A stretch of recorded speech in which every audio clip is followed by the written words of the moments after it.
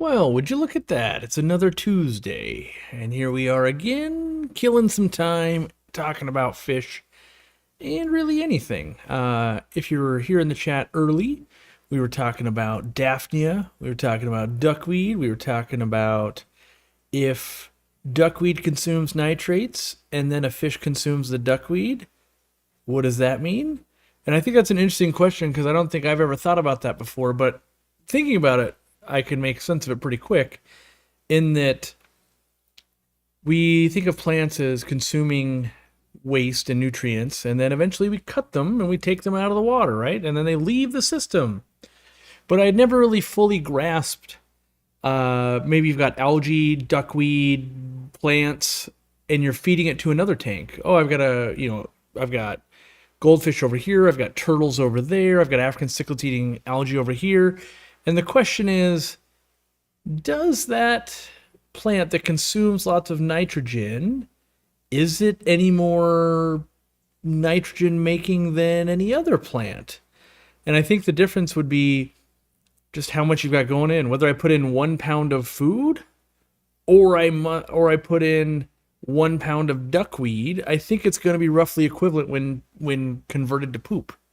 So yeah, in general, I think plants, the biomass, they consume things, and when they leave the water by turning into plant, but then if they get returned to water by poop, it's kind of recycling.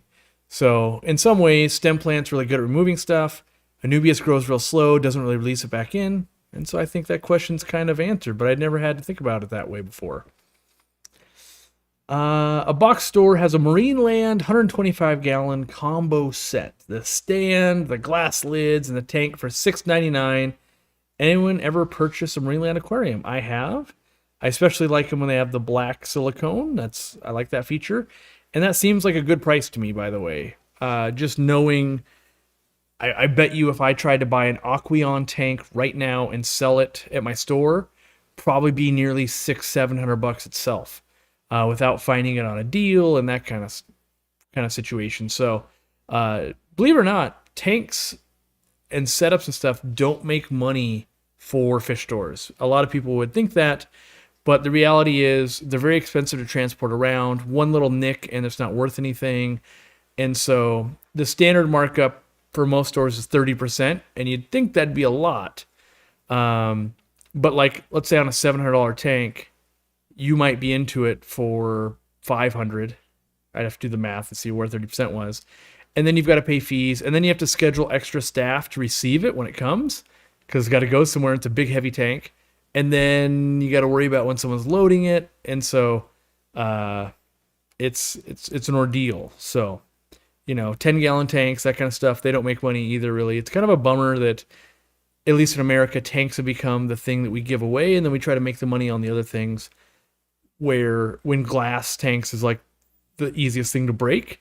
And so it's not uncommon to get one shipped to you like, oh, it's already got a nick on it, got to return it, got to order another one.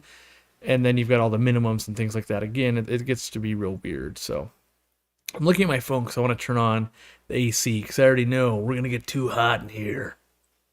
Yeah. Been working on an aquarium co-op plant planning spreadsheet during my downtime. All right. That's kind of what I do when I'm at work. I was working on a project, and it's just off camera here. Let's see, can you see it now? It's gonna be black on black. I think it's like right off. There we go. A little bit of it.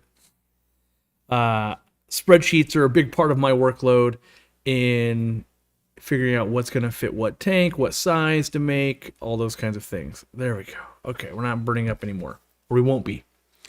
Anybody lurking in the back this time? Not today. There's nobody lurking today. You would think there would be, but yeah. Do I have the best guppies in the world for sale at the store at the moment? We don't. We don't have that line of fish, unfortunately.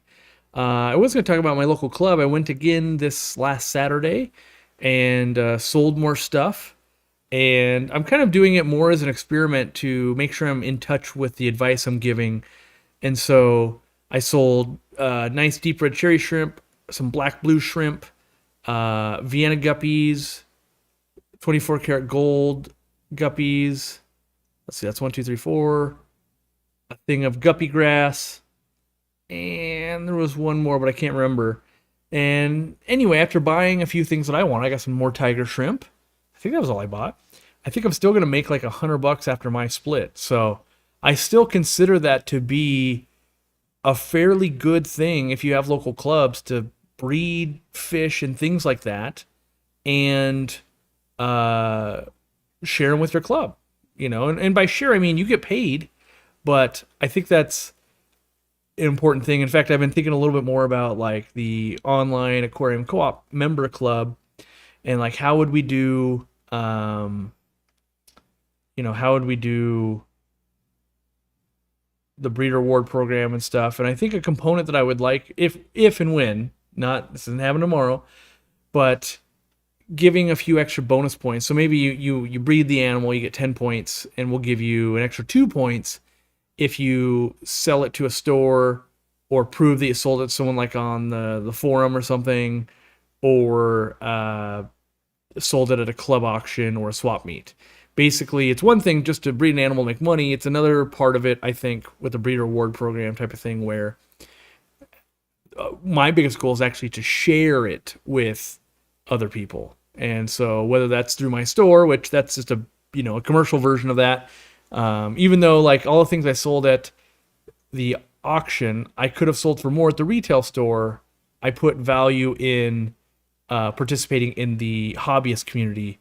And so if I'm going to buy stuff on the cheap from another hobbyist, they should be buying it on the cheap from me as well, and not my store dollars buys your hobbyist stuff and it's not equal. So how much did the guppy grass go for? A pretty big clump of it. I think mine went for about $12. So I got $6 for it. And yeah, I'm happy with that. Grows fast. What took me 15 years? Oh, that's right. I was supposed to talk about that. This right here. This award that I finally got took me 15 years. And this award certifies that I am now officially a master breeder. I could have obtained this probably about 7 or 8 years ago, but I didn't breed any fish or submit anything for many years while running the store. And then before I opened the store, I ran the program for like 3 years. And so I did not give myself awards while running the program, because signing your own name to your own award doesn't do a whole lot. That looks real hokey. So yeah, myself and my wife, we are now official master breeders of fish. It only took 15 years to get it. So now, and I want to send this email. I want to know how many people have gotten master breeder, but also master aquatic horticulturist, because I don't think that combo is very common. Could be. I don't know. I don't remember seeing anybody do it. That doesn't mean people aren't, because there were years I didn't go to the club, and then obviously there's like 20 or 30 years before I ever joined the club. So it could be, oh yeah, everybody's done that, you fool, and I have no idea. So yeah, so now I can hang in the same leagues as Dean. Which, what's hilarious is I believe Dean has mastered in other programs, but he actually has never submitted a fish he's bred to our program. So that's why I was dubbing him Master Breeder. I'm like, you don't have it on the wall, but you breed everything. And so, him and I talk a lot. We breed a lot of fish. But now I've got a piece of paper that backs it up, instead of just YouTube videos where I show you algae-filled tanks and you go, what a fool. What a fool. This guy doesn't do things. So, yeah. Stephen P. I don't have a horticultural program here, so I'm going to print my own certificate. Yeah, I do recognize that a lot of people don't have local programs, and that's where, if we can get profitable again and have some extra funds, we can put towards developing some of the databases and some of the infrastructure in place to make that program not be unbearable.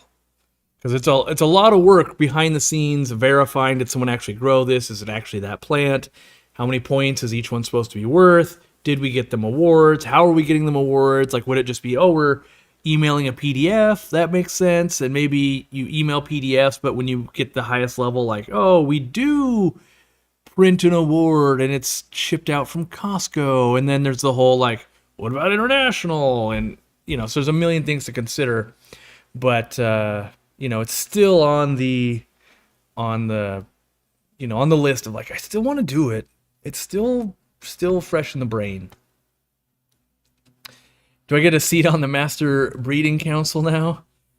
I think I already had that seat from running the program, but yeah, there's no Master Breeding Council. I say unfortunately, it'd probably just be mayhem. Probably old people yelling at each other. That's not how you breed that fish. That didn't work for me. Yeah. I have neon and black phantom tetras, some coolie loaches, and maybe getting some glow light tetras. Which aquarium co-op food should I be buying? The magic small fish feed or the easy community floating pellet? Let me look at those again. I would be buying the pellet. They'll eat the small fish feed. You're gonna have to put on a lot, and you don't have a ton of bottom dwellers once it eventually does settle.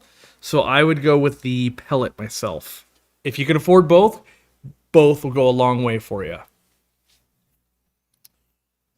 With the current tariff wars, will Canadians still be able to purchase aquarium co-op products from April's? As far as I know, yes. And in fact, I will be at April's Aquariums, if you're local to there, on April, I have it as a note here, on April 5th.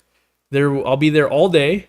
There's like a VIP event that I think 32 people get invited to. Don't know if they're all filled yet. That's kind of after the store closes. And but I'm there to kind of do a meet and greet.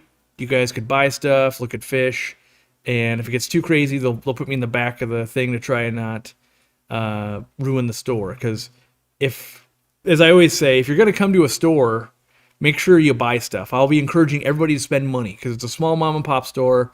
And if I'm there, there's nothing worse than like, cool, your fans came, Corey, and they didn't spend money. And we made less money than if you weren't here? That's terrible, right? So I'm always encouraging people, if you're going to come, purchase something at the store. It doesn't have to be aquarium co-op. Could be that rad fish over there. Doesn't matter. But making sure that they still have a great Saturday. I don't want to steal their Saturday sales when you're a mom and pop store like we are. So very important, the Saturday sales and the Sunday sales. Put me in the back. It means out of the way, so that if I'm far enough out of the way, you don't want me standing in front of, your best sales tank of like a mono shrimp or autosynclus, and you don't sell any of those that day. So put me way out of the way, and Flynn, maybe you'll be in Vancouver, BC. Flynn's Fish Forum in the flesh. That's an OG right there. He was he's been to my previous home even. Yeah. Let's see. Enjoying the membership, been listening to the Wayback Talks and the lives from years ago. Yeah, I don't know how many things we're up to now, but it's hundreds of episodes of whether it's professional talks, just member-only videos. Now we've got the Deep in the Muln podcast. There's 2 episodes of that now. We'll be filming the 3rd this week and uploading it. Lots of little benefits around. Let's see here. What else do I have on my notes? I have yes. My wife is on the way. Pictures. Oh, you found pictures, huh? You can look through them. Let me peruse all these great ones. Oh, you block people out? Yeah. They won't know who those people are, I but know, that's still. fine. Kids don't need to be on there. They don't know. All right. We'll do picture time at the end. If you stick around, Katie found embarrassing picture. Oh, It's fine. they got words on the back. This one is me playing Magic the Gathering in 1996. So, embarrassing pictures of Corey if you stick around towards the end. Those were the non-embarrassing. Oh, these are the non-embarrassing. Uh-oh. Anyway, where I was at on my list was the store expansion. We are officially cleared to open. So what does that mean? That doesn't mean that we're opening tomorrow. We still got some things we got to do. Like we have to stock the shelves. So there's things that we didn't want to do before we gained occupancy, because if they said, hey, you got to change this, we'd have to tear down all the products. So we've got a stock product. I've got some more shelving to order. If you've been into the store in the last week, you'll see like, wow, you got great new shelves. They're lit up and everything. We're putting more in the expansion as well. And yeah, and so little doodads to do. I gotta like drill through the countertop to install the iPads, little stuff like that. So our tentative date, we still got to ask people like, oh, well, store manager, you're not going to be like gone or anything. We'll have full staff and everything. Our tentative date is May. Oh, well, I'll tell you. I didn't write it down. The date we are currently penciling in would be May 3rd. May 3rd. And that gives me some time. You might ask why. Why so far away, Corey? Like, well, I've got a birthday this month coming up in April, and I've got to do the April Aquarium thing in April, and I've got GSAS events and other things that, so making sure that I've got enough time to get the store exactly the way we want.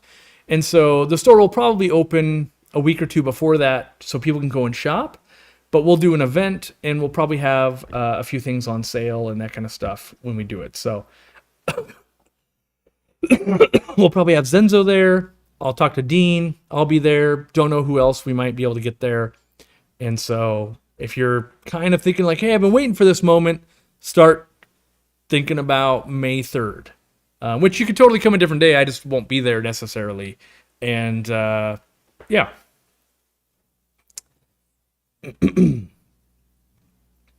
Any recommendation for universal brackets for LED lights for my 250 gallon tank?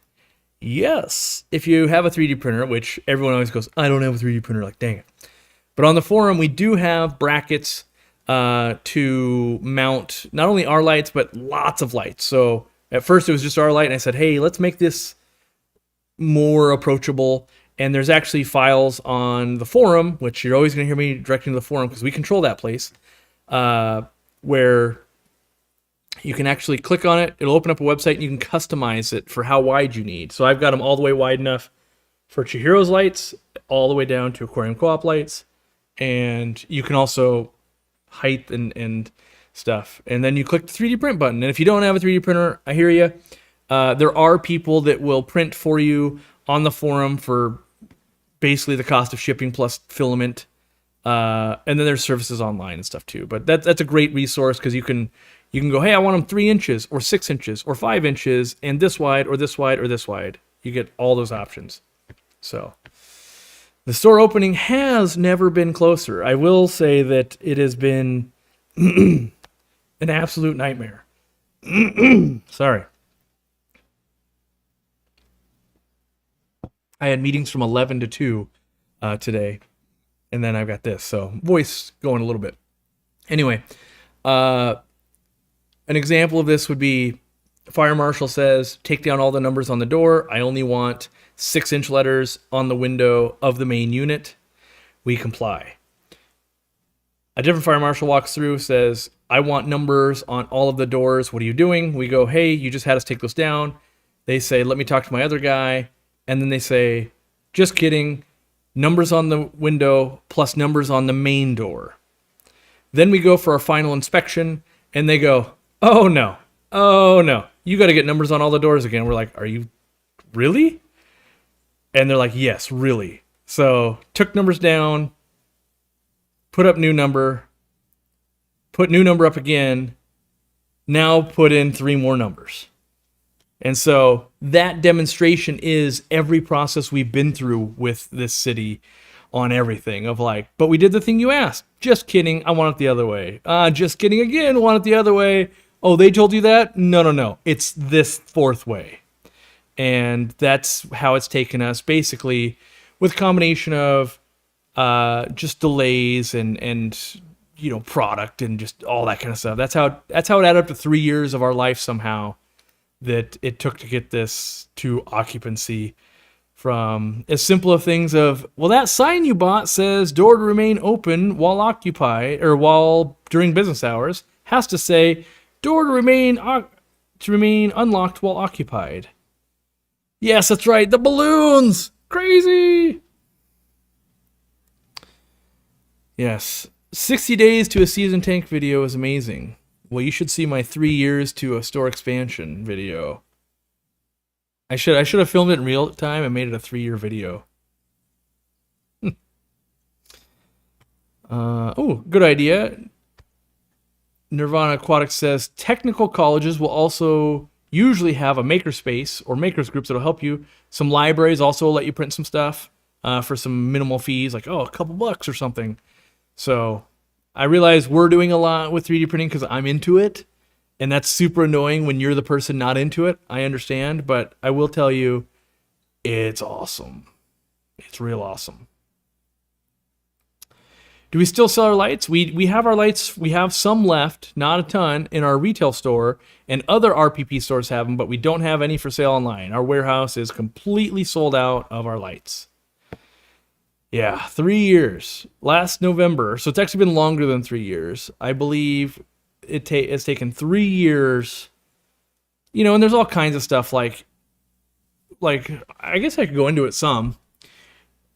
We got the space right next door to us in November. We started building that space.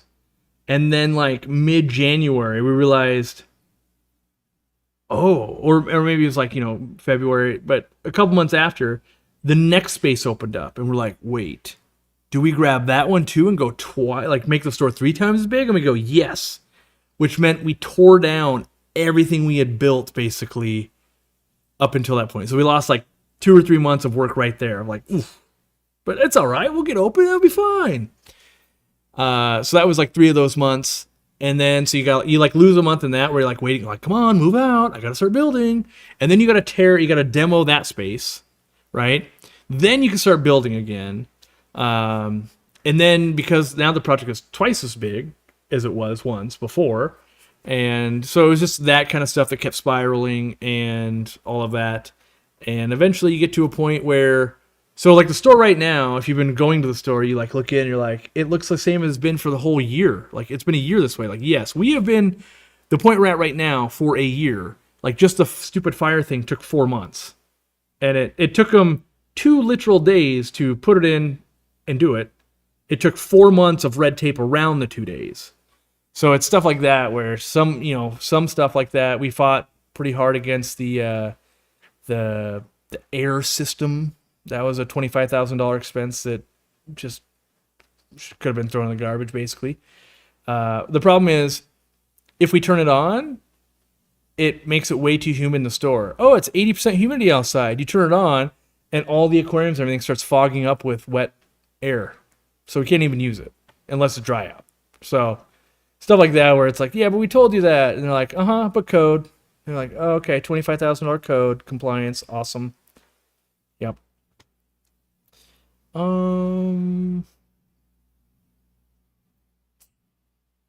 Do you have those? Oh wait, do you have those FaceTime reactions, balloons, fireworks on purpose? If not, you can turn them off via the FaceTime menu bar icon. No, I don't have them on purpose. I do find them kind of hilarious when they show up. And now that I know that, I might go out of my way to turn it off, or I'll just be lazy and think it's hilarious every time it happens.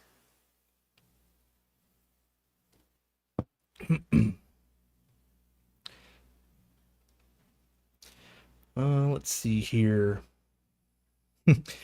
Brilliant to see your plan for world domination coming to fruition. Maybe I'll be able to dominate Edmonds. Maybe I guess officially we can open. You can't stop me now. But well, that's not true. They could probably find some reason to shut me down, I guess, if they wanted to. But yeah, it's been a long time coming, and wasn't planning on doing an event in May and all of that. But we will get it done, and I'm glad we didn't say, the previous false starts, like, yeah, we're gonna have an event. That's why we always waited. You wait. Now we've got the sign off. Now we can move forward. The longfin rosy barbs in the background are looking fantastic. Yeah, they're looking pretty good. There's rainbow fish in there that I don't even know if I've shown on camera yet. Some of the green dragon rainbows, which I got from Imperial Tropicals, by the way. Also wanted to shout out Dan's Fish. I've got some stuff coming from them. We still have a discount code of Aquarium Coop. You save 5%, we get a little cut. But they've got, I'll tell you guys, and I'll show you in a video eventually, they have Pitbull Plecos or I mean, that's what I know them as. But as I researched them more, they're pretty much the coolest fish on the planet. Like half, I'm going to call them like, they're like half Corridora, half Autosynclus. And I want to try breeding them pretty bad. So I spent a decent amount of money and bought 8 of these bad boys. And they'll be shipping pretty soon, which there'll be plenty of people that say, Dan's fish is expensive. And I go, you're dang right. But I'll tell you what they do I like. They keep getting better. What do you mean, Corey? Well, they're like us in that now when you buy from Dan's Fish, you can choose when you want the fish to ship. So you can be like, I want them to ship this Wednesday or next Wednesday or this Tuesday or next Thursday. Like after you hit the checkout button and you pay, you get to choose if you want. If you don't choose, they'll just ship it. But you can choose what day you want them to send your overnight fish on. And I think that's just one more layer of service. Because you might go, well, I've got Thursdays off. So if you ship Wednesday, that's perfect. If you ship on a Tuesday, I might be sitting at work for a while before I get to my fish. And so that's just one more little like, yeah, I like that. They also have, for those that have never bought before, they also have a calculator for boxes at shipping.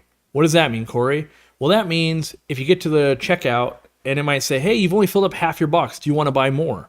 Or, which I more use it for, oh no, it's going to the medium box and I'm 90% empty. If I pretty much get rid of instead of 6 of these, I'll take 5 of these. Dunk. Now I saved on a smaller box on shipping, right? And so it helps you kind of maximize your environmental impact, which I'm into. And, he carries some stuff that I'm looking for. The average person isn't buying rare live bears and stuff, but, so yeah, Her Wade says Dan's fish still overpriced. I don't think so. I think it's like a cheeseburger. You're going to go, I can get a cheeseburger for $5 here, and then this restaurant's 10, and that restaurant's 20, and that one's 100. And you could say each one is overpriced, but I would argue each one is a different experience. And if you're only looking at which one would put food into my stomach for the cheapest dollars, you'd go with the $5 one. But if you're like, well, I would like this experience, maybe you're going, hey, I want the $20 one.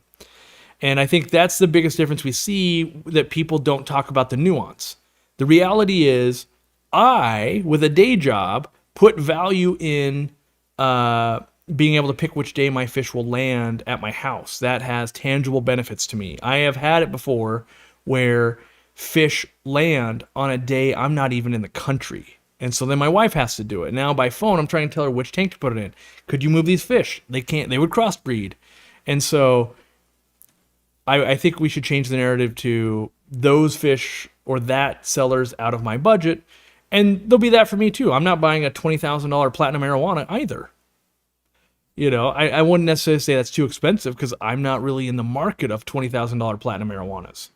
So it's too rich for my blood. That's a true statement. I'm not going to pay 20 grand on one of those. But I'm not sure that it's the wrong price to, there's people that buy $1 million arowanas and koi. Big high-end breeders. Is it too expensive? Not really to them. They see the value, and I don't see that value. I'm never buying $1 million koi. That's for sure. But I'm more of the most I've ever spent on a koi is $150, I think.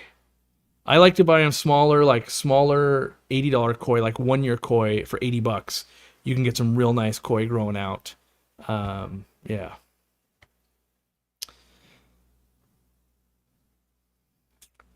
What did Corey finally do?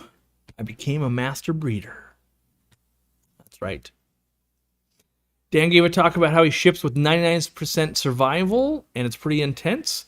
I've seen that talk, and there's some people, and I try to, as a hobbyist, usually you only know you and your close group of friends, right? So as a store owner, you see all of these hobbyists. And so there's a spectrum on everything, right? There are people that will spend any amount of money. Money is no object for them. There's some people that had to save for a year to buy a betta. You also have people that if they lose a snail, they'll be crying and it's very emotional for them and they feel horrible. And so with a 99% ship rate, that's very attractive if you're that person. Where maybe if you're like, yeah, some losses happen. Yeah, 99% good, but that's not the deal breaker for you. And so I think there's tons of vendors out there, and each one apply to different people. So for instance, I would say the average person that loves Aquahuna doesn't love Dan's Fish. Like those are literally just two different market segments. And people a lot of times will just chime in and be like, yeah, but I don't like that other market segment. Like, and they're not realizing that market segment's not for you. Don't worry. You know, it's to me, I boil everything down because I think I'm old now is why. To me, so many conversations in my lifetime that I've witnessed is Android versus Apple. And just all of the going back and forth for the last 30 years or 20 years, whatever it is. And at the end of the day, anyone that's actually owned both, which for many years I would buy both flagship models and I would use them in the field, whether it's underwater in Peru, whether it was in China, whether it's in my fish room. And the reality is they were both worth it. And you're like, but this one was 30% more. And I could go, and here it did this. Like airdropping to an iPad or other iPhones when you're in Peru and you don't have power, awesome. You know what's not awesome? Android phone, Type-C to this drive when you don't have power. This becomes so power hungry. Airdropping, not power hungry.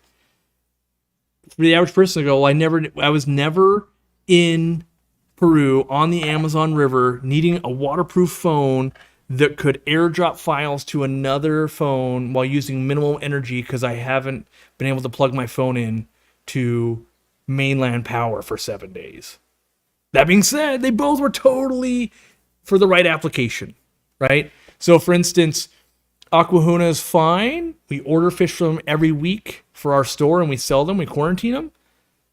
Dan's Fish, we don't order a single fish and then try to resell at our store. Completely different market, different demographics, both viable. I actually use both in different ways.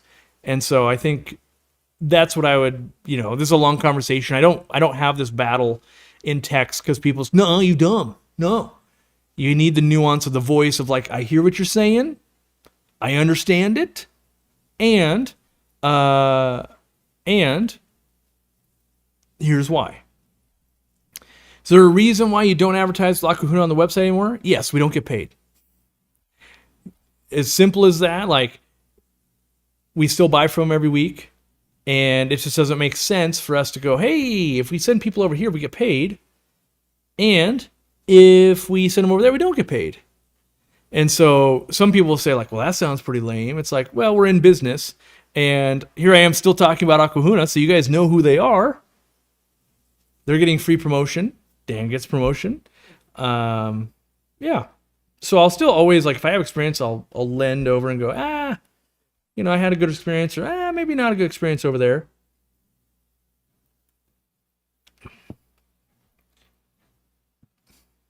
That being said, we reached out to Aquahuna again just this last week and trying to talk to them, like, you interested again? We noticed your sales have fallen off, and they're having their own struggles. They've got some like vandalism, graffiti going on in their building. So they've got like everybody's always got struggles, right? No matter what industry you're in, you're always like, there's a thing doing a thing. Got to get to the other side of that thing, and then we'll talk about doing this thing. So, yeah, Aquarium Co-op is partly responsible for my conversion to Apple. Yeah, from a business standpoint, and people would, whatever they're gonna do. From a business standpoint, we started buying cheaper, like Microsoft Windows computers and devices, and we would give them to our employees to use. And routinely, they'd be hitting roadblocks and failures, and things would be breaking, and it's not compatible, and this would be a problem. Then we started paying more money for Apple products, and all of those problems went away. And it made it a lot easier to just streamline and be like, we are an Apple company. We can airdrop. The TV all takes, AirPlay. So we're all sitting in a meeting. If you fly people out, because we've had that before. You fly people out. We're all sitting in the boardroom. And like, okay, go ahead and present. Like, it won't sync up. Like, we're gonna have to buy like a Google, like what are those little things called? I want to call them Google Chrome, but they're I can't remember what they're called, but the adapter so you can basically Chromecast. So you can Chromecast, and meanwhile you're losing $1,000 an hour of people sitting there going, "Are we get it working yet? Like, when's your flight? Are we gonna make it?" And now you're all huddled up around a screen. You're trying to like, okay, email it over here, and then like, oh, it's in the wrong format. And so by just streamlining it, we solved all of that, and we don't have to make multiple how-to documents and things for employees anymore because you're like, it'll just be this way. You use it on this computer. So, spent way too much time talking about non-aquarium co-op or fish stuff. So, yeah.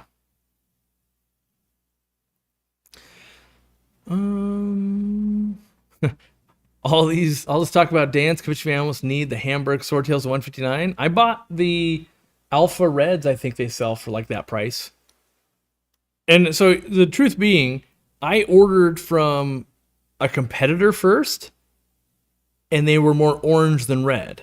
So I spent $60 roughly to get ones I didn't like. Then I spent $150 to get the ones I wanted.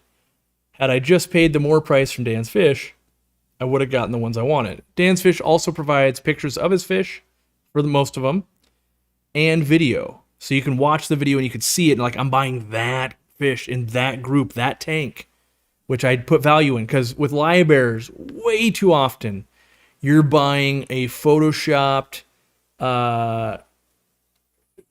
fish that it's not what shows up for you. And you're like, oh, I thought I was buying this. Like, no, you're buying this. Like, what? And so seeing it before I buy it is immensely helpful for what I'm looking for.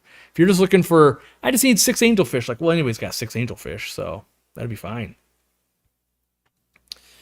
Also, we're also looking, I've reached out to a few other places that I've been ordering from, and we're going to see if we can work out something with them as well. One, because I want to make sure that they get enough business. And then 2, I'm starting to go like, I've ordered from 6 times and I've had 6 good experiences in a row. Like, this is feeling pretty good. I should probably see if they're into something like this. Which, by the way, they get shouted out in the videos when I show off their stuff and if someone asks me. So it's not like I will only do it. It just, as someone trying to stay in business, it makes sense to be like, hey, buy from the place where we get a kickback. And if you're going to buy from somewhere else, that's cool too. I just don't get a kickback, which is fine.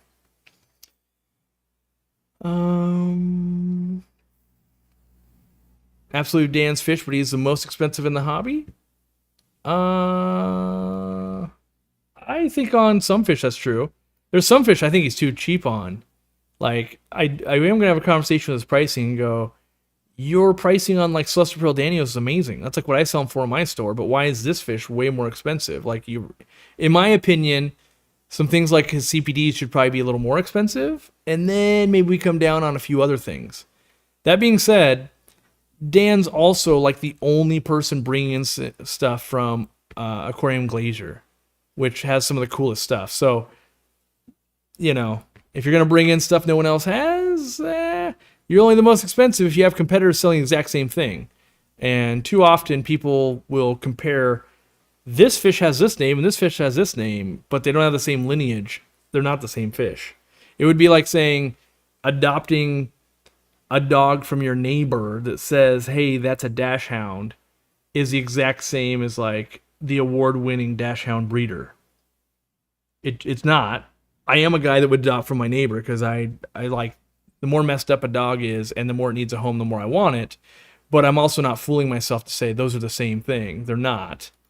And someone that like would want to show it or was really looking for a specific type, they would go to that person. Yeah, shipping is getting insane. We've been working on it. And like I noticed today, we had a shipment going to Alaska where the total order, so the amount of money we collected was $73, and the total shipping to send it to Alaska was $75. So we lost several, we probably lost $30 or $40 with that order. So we're looking into like, okay, we got to tweak it, we got to do this, we got to that. It might be that we can't sell lithium products, so products with batteries to Alaska and Hawaii. We might just have to limit it and be like, because once it has to go, because here's the problem.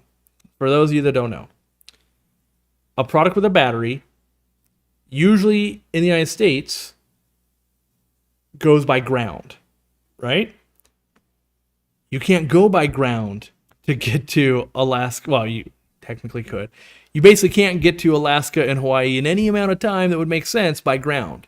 So then you have to charter basically specific planes that don't have passengers to take lithium battery products to these remote places. That costs an insane premium. And so when someone buys a battery powered product from us, it costs insane shipping to get it to Alaska and Hawaii. So we're still trying to massage that and go, well, how do we not lose $30 when someone buys from us there? That's not good, obviously. So working on it.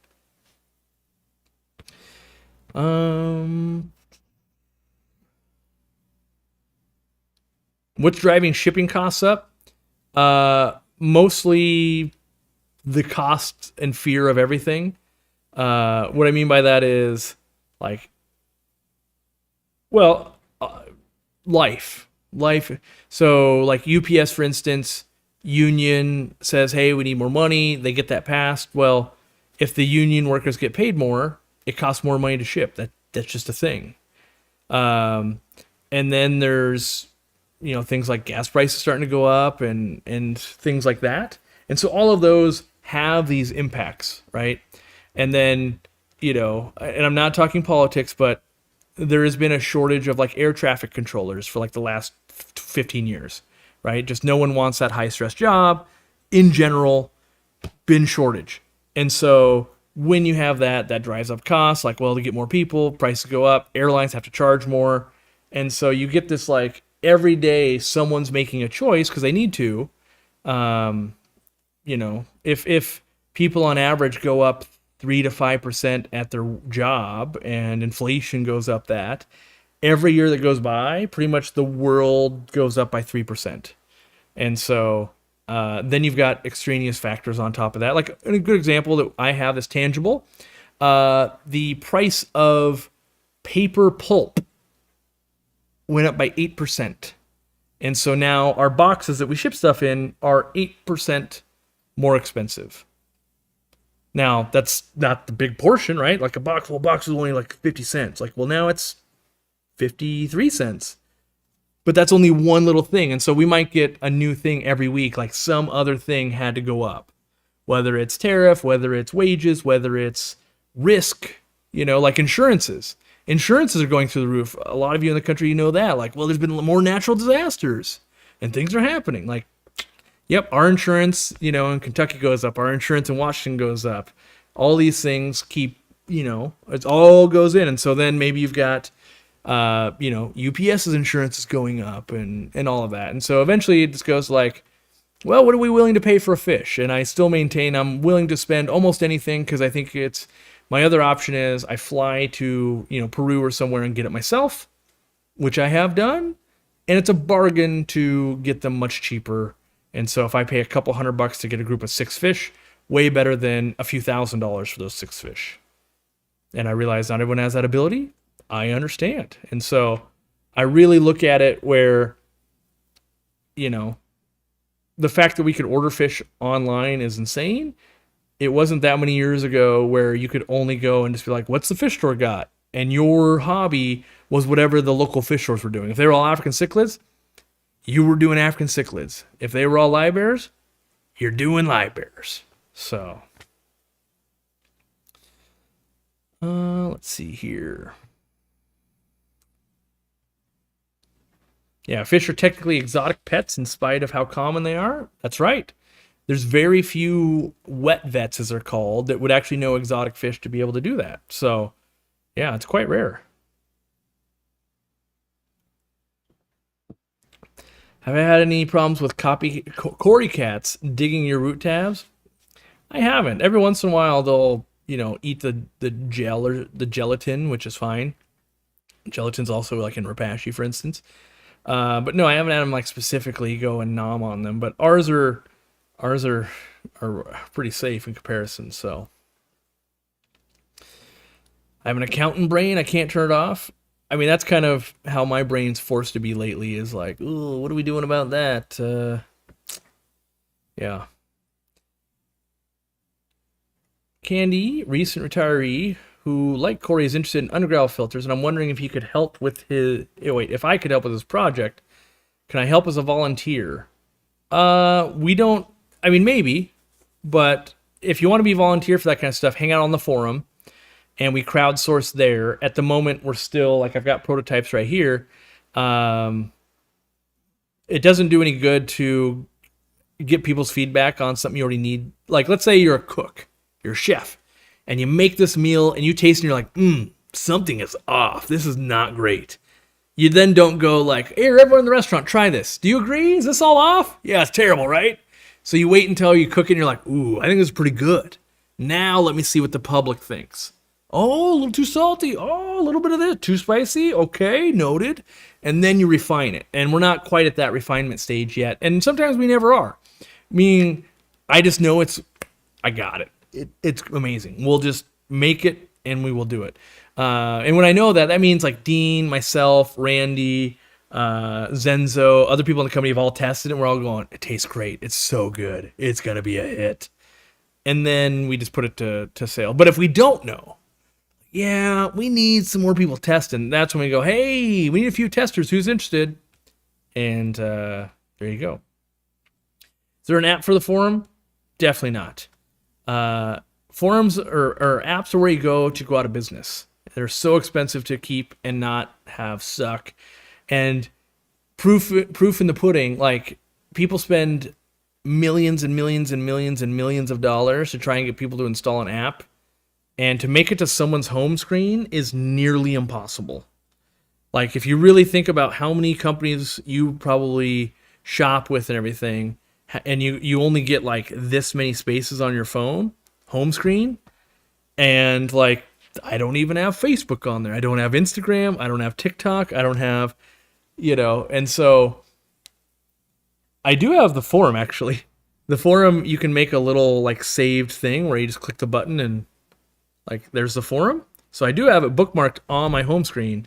But as far as an actual app, that's just a money pit that's brutal. Brutal money pit.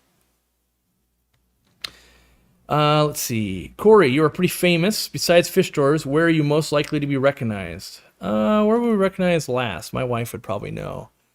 Costco. Yep. I don't know if that person's watching, but they got me good at Costco. Where else? Restaurants fairly often. Last time was a Mexican restaurant. Time before that, like I remember, I think I told it here before. Like one of our Kentucky warehouse manager was visiting here and interviewing kind of with me and stuff before. So he came to work at the Washington warehouse for a week and all of that. And we went out to dinner and there was a family and someone was like still looking at us. And eventually when they got up to leave, they introduced themselves and big fans and all of that. But, the new guy at the time was like, yeah, I was wondering what's going on. It's like kept looking. It's making me uncomfortable. I'm like, yeah, that kind of just happens sometimes. The most uncomfortable is when someone's doing that. And then, you're like waiting for them to be like, oh, are you Corey from Aquarium Co-op? And then it turns out they're just like, oh, I just want to see what you're eating. You're like, oh, yeah, I got the tacos, or, It's kind of funny. Will tariffs affect prices? Tariffs will affect everyone's prices out there on everything. We will do everything we can to minimize it. And so the good news is roughly like, a 10% tariff. What does that mean? Like to a consumer, usually that's going to be like, it's like 5-ish%. Just depends, How often as a percent do I get recognized when you're out? Not going to like a pet store.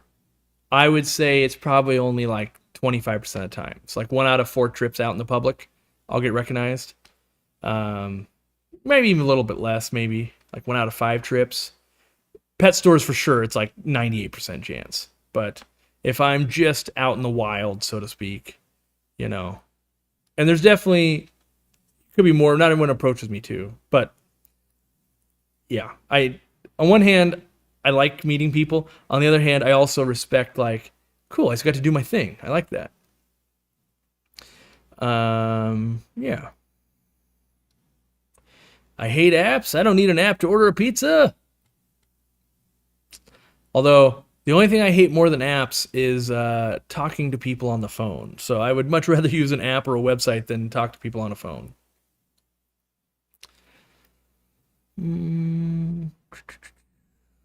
What did I do after 15 years? You'll have to watch the replay. You'll never know now. Are you sourcing American products to avoid tariffs? I'm going to say yes. What does that mean, Corey? Well, that means the new product I'm working on, we're going to have try to be made in America. And I say that with trepidation because it's like, so far we have tried probably 20 times over the last 10 years. You know how many times we've been successful? 0. 0 times has it worked out. From flat, they won't talk to us, from they literally can't make it the way we need it to be made, to the price is 5x the cost of anywhere else, to so far there's always been like, that's not going to work. And so we are trying though. Yes, we're going to try again. We basically try on most products. If we go, hey, we found a company in America that does this thing. Okay, I take that back. We did have a win lately. Rubber bands. We made rubber bands in America. So the rubber bands on the website are made in America. So that is a win. Easy Green made in America as well. And our dechlorinator made in America. All the bottles and stuff not in America, but, you know, one step at a time.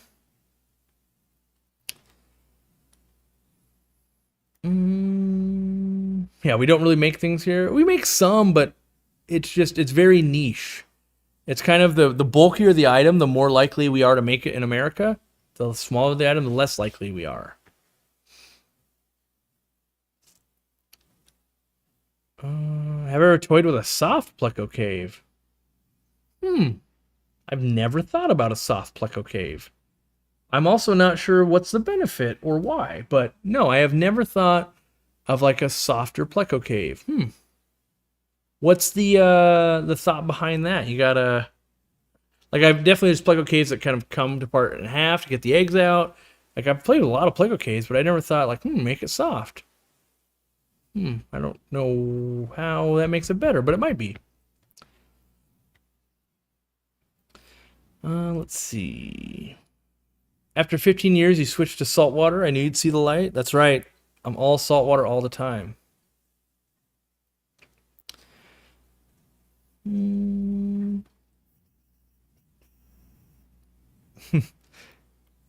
Mexican food in Washington's pretty sad. Next time you're in Texas, hit me up. I'll show you what it's supposed to taste like. Sure. I always feel like that's a weird statement. Like, oh yeah, Italian food's terrible here too. Next time you're in Italy, I'll let you have some Italian food. Like, okay, yeah. Next time I'm right next to Mexico, you'll have me have some Mexican food. Like, I'm sure it's dope. Yes, let's do it. I would maintain that American Mexican food and traditional Mexican food are different cuisines. I like them both. I will eat a street taco with 42 pounds of pico de gallo and cilantro and other stuff, but I will also crush like a Taco Bell taco, which couldn't be further from it, but is also delicious to me. So I don't consider myself a snob when it comes to Mexican food. I literally will eat the worst taco on the planet, which was the Burger King taco, which was terrible, but I would still order one like every time I was there, which wasn't that often, but out of duty of like, well, they have a taco on the menu. It is my duty to order one of these for $1.30 and just be like, man, you would think a giant corporation could do better than this. Bear Skull donated 5 memberships, which I missed a bit ago, and I apologize for that. If you got one of those, we'll see you in the Deep in the Mulm comment section of the podcast. The best food I ever had was a hole in the wall in Mexico that sadly didn't make it through 2020. The best food I ever had. Let me think. There's probably like 10 of those for me. One of them was some chicken in Peru, was like some of the best food I've ever had in my life. They also had some empanadas that I regularly daydream about. I know there's other, like every country. Oh, like fresh hummus while I was in Israel. I ask every time I see hummus on any restaurant in any country or state. First question: is this warm or cold? And they go cold, and I go, never mind. Fresh, warm hummus. My gosh, so good. Never had it before. And then it was like having curry when I was 14 in the UK. I had it every day. Same thing happened to me in Israel. Like, wait, warm hummus is a thing? It's the best thing ever? I need to eat this at least once a day now. And I did. And then I've looked for it, even places that are like, oh, we're true, authentic cuisine. And they're like, cold? What are you doing? Get out of here.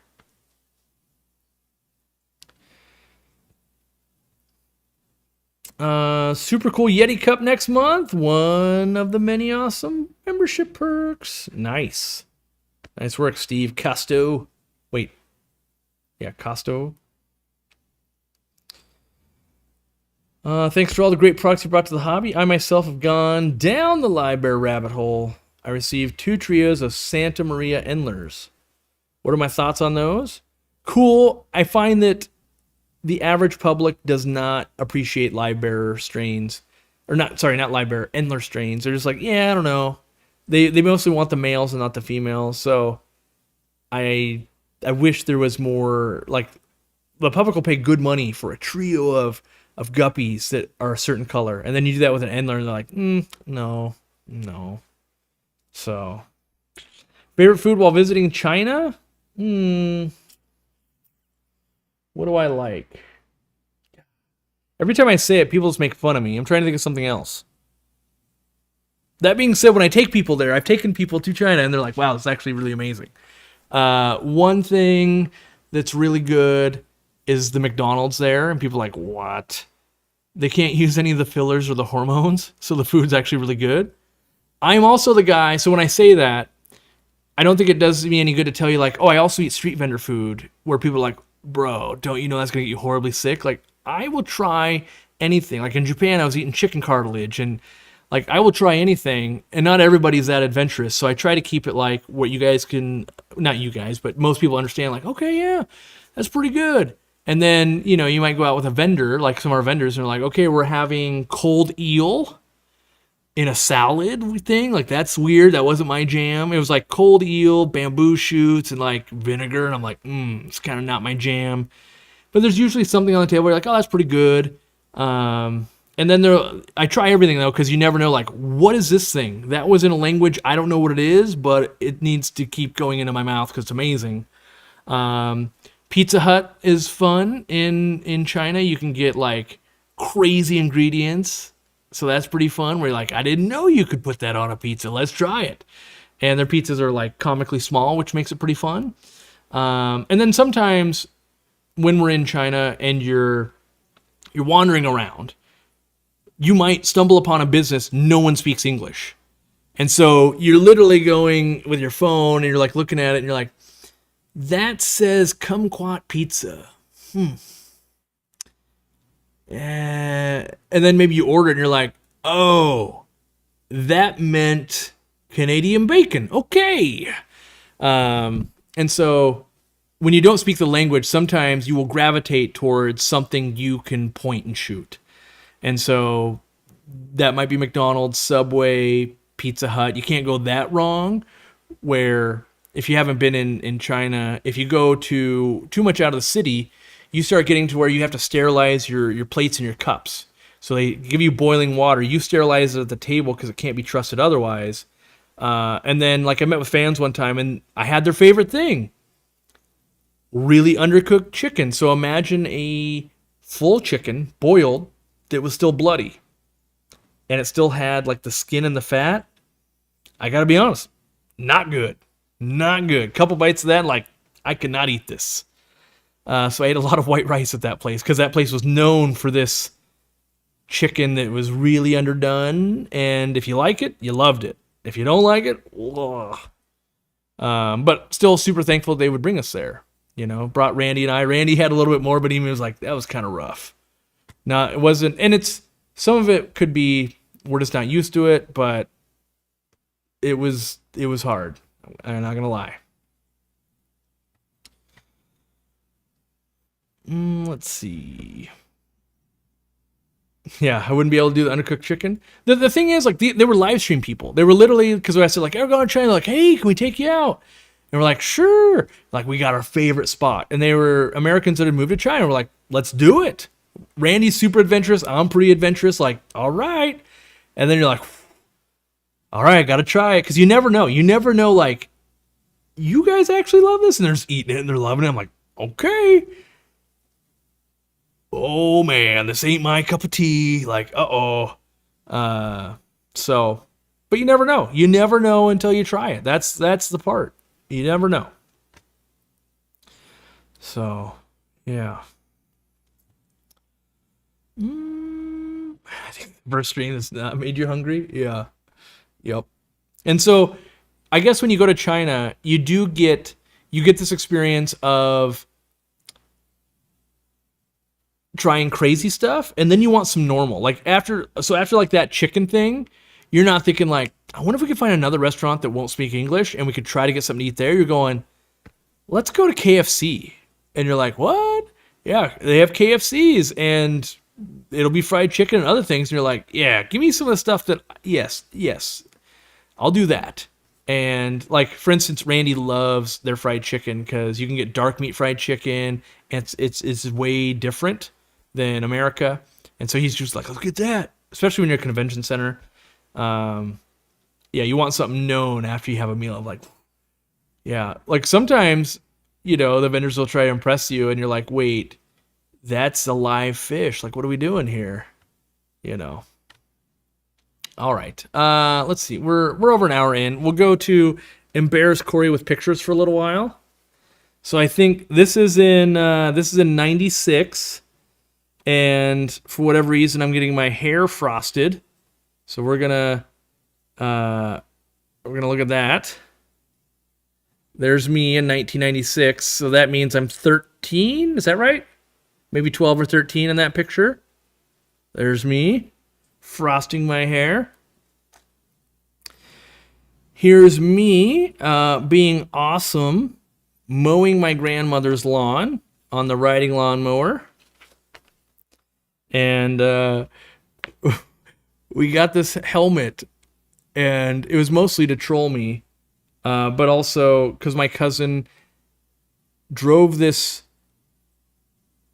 riding lawnmower too close to this big tree, and it like toppled over, nearly killed him. So then it was like, put on the helmet if you're gonna mow the lawn. And so that's me driving the old Craftsman lawnmower around my grandma's house, and that tree that's right next to me, you can see my arms up because you have to like, grandma would be like, hey, get in there. Like the grass is too long. So you'd be holding the branches out of the way knowing like, grandma, this almost killed someone like just last summer. So, but it also was kind of hilarious because you'd peel out. If you like did it just right, you could like get that thing on two wheels and we'd be crazy on a stupid lawnmower because we're kids. Let's see here. This one, I think, was at one of my birthday parties when I was younger. This is in 95.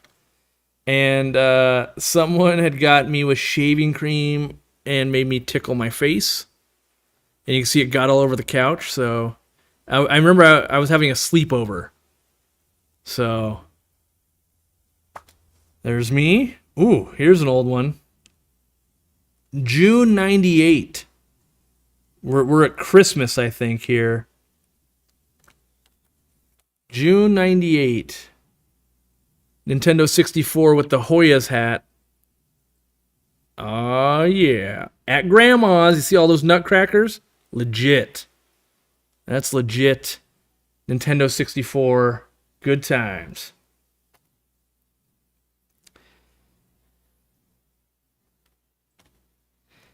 And then here, when was this? Oh, I don't know when this one is. My wife blocked out the other people in the picture. But this is me back in the BMX days, even though I'm on a mountain bike right there at that moment. But that big pile of dirt, we would build big jumps. And not just normal, like we would go to the BMX park and everything. I think at that point I was on that bike because my Robinson had gotten stolen. So that sucked. And I remember I had to like mow lawn like all year. Or like my grandma fronted the money. I got that bike. Because like the previous bike, I think just, I don't remember what, it was too small or something. And then that bike got stolen like 3 months later. It sucked.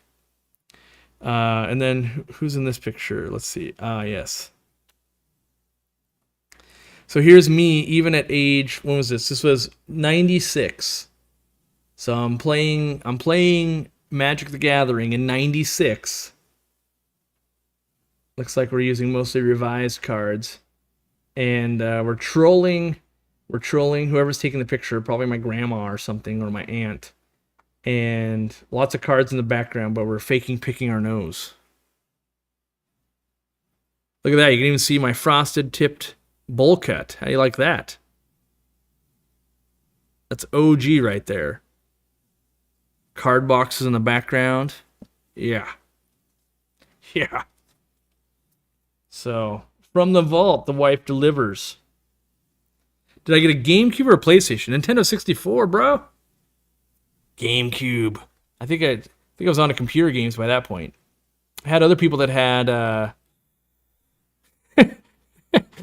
that's pretty funny. Fishing Nomad says June 98, we're at Christmas, I think. So I don't know how that works, but maybe on the back it says like they print when it was printed. So maybe the picture was taken at a different date but developed at a different date. I'm not sure how that works, but that is pretty funny. That's a good call out. Yeah, I had so many BMX freestyle bikes stolen. I used to get the magazines, rocked those Airwalks for a while. Yeah. Yeah, faking picking my nose, that's right. Faking. Yeah. I had a $600 Haro Master get stolen. Brutal. Didn't Matt Hoffman ride for Haro for a long time?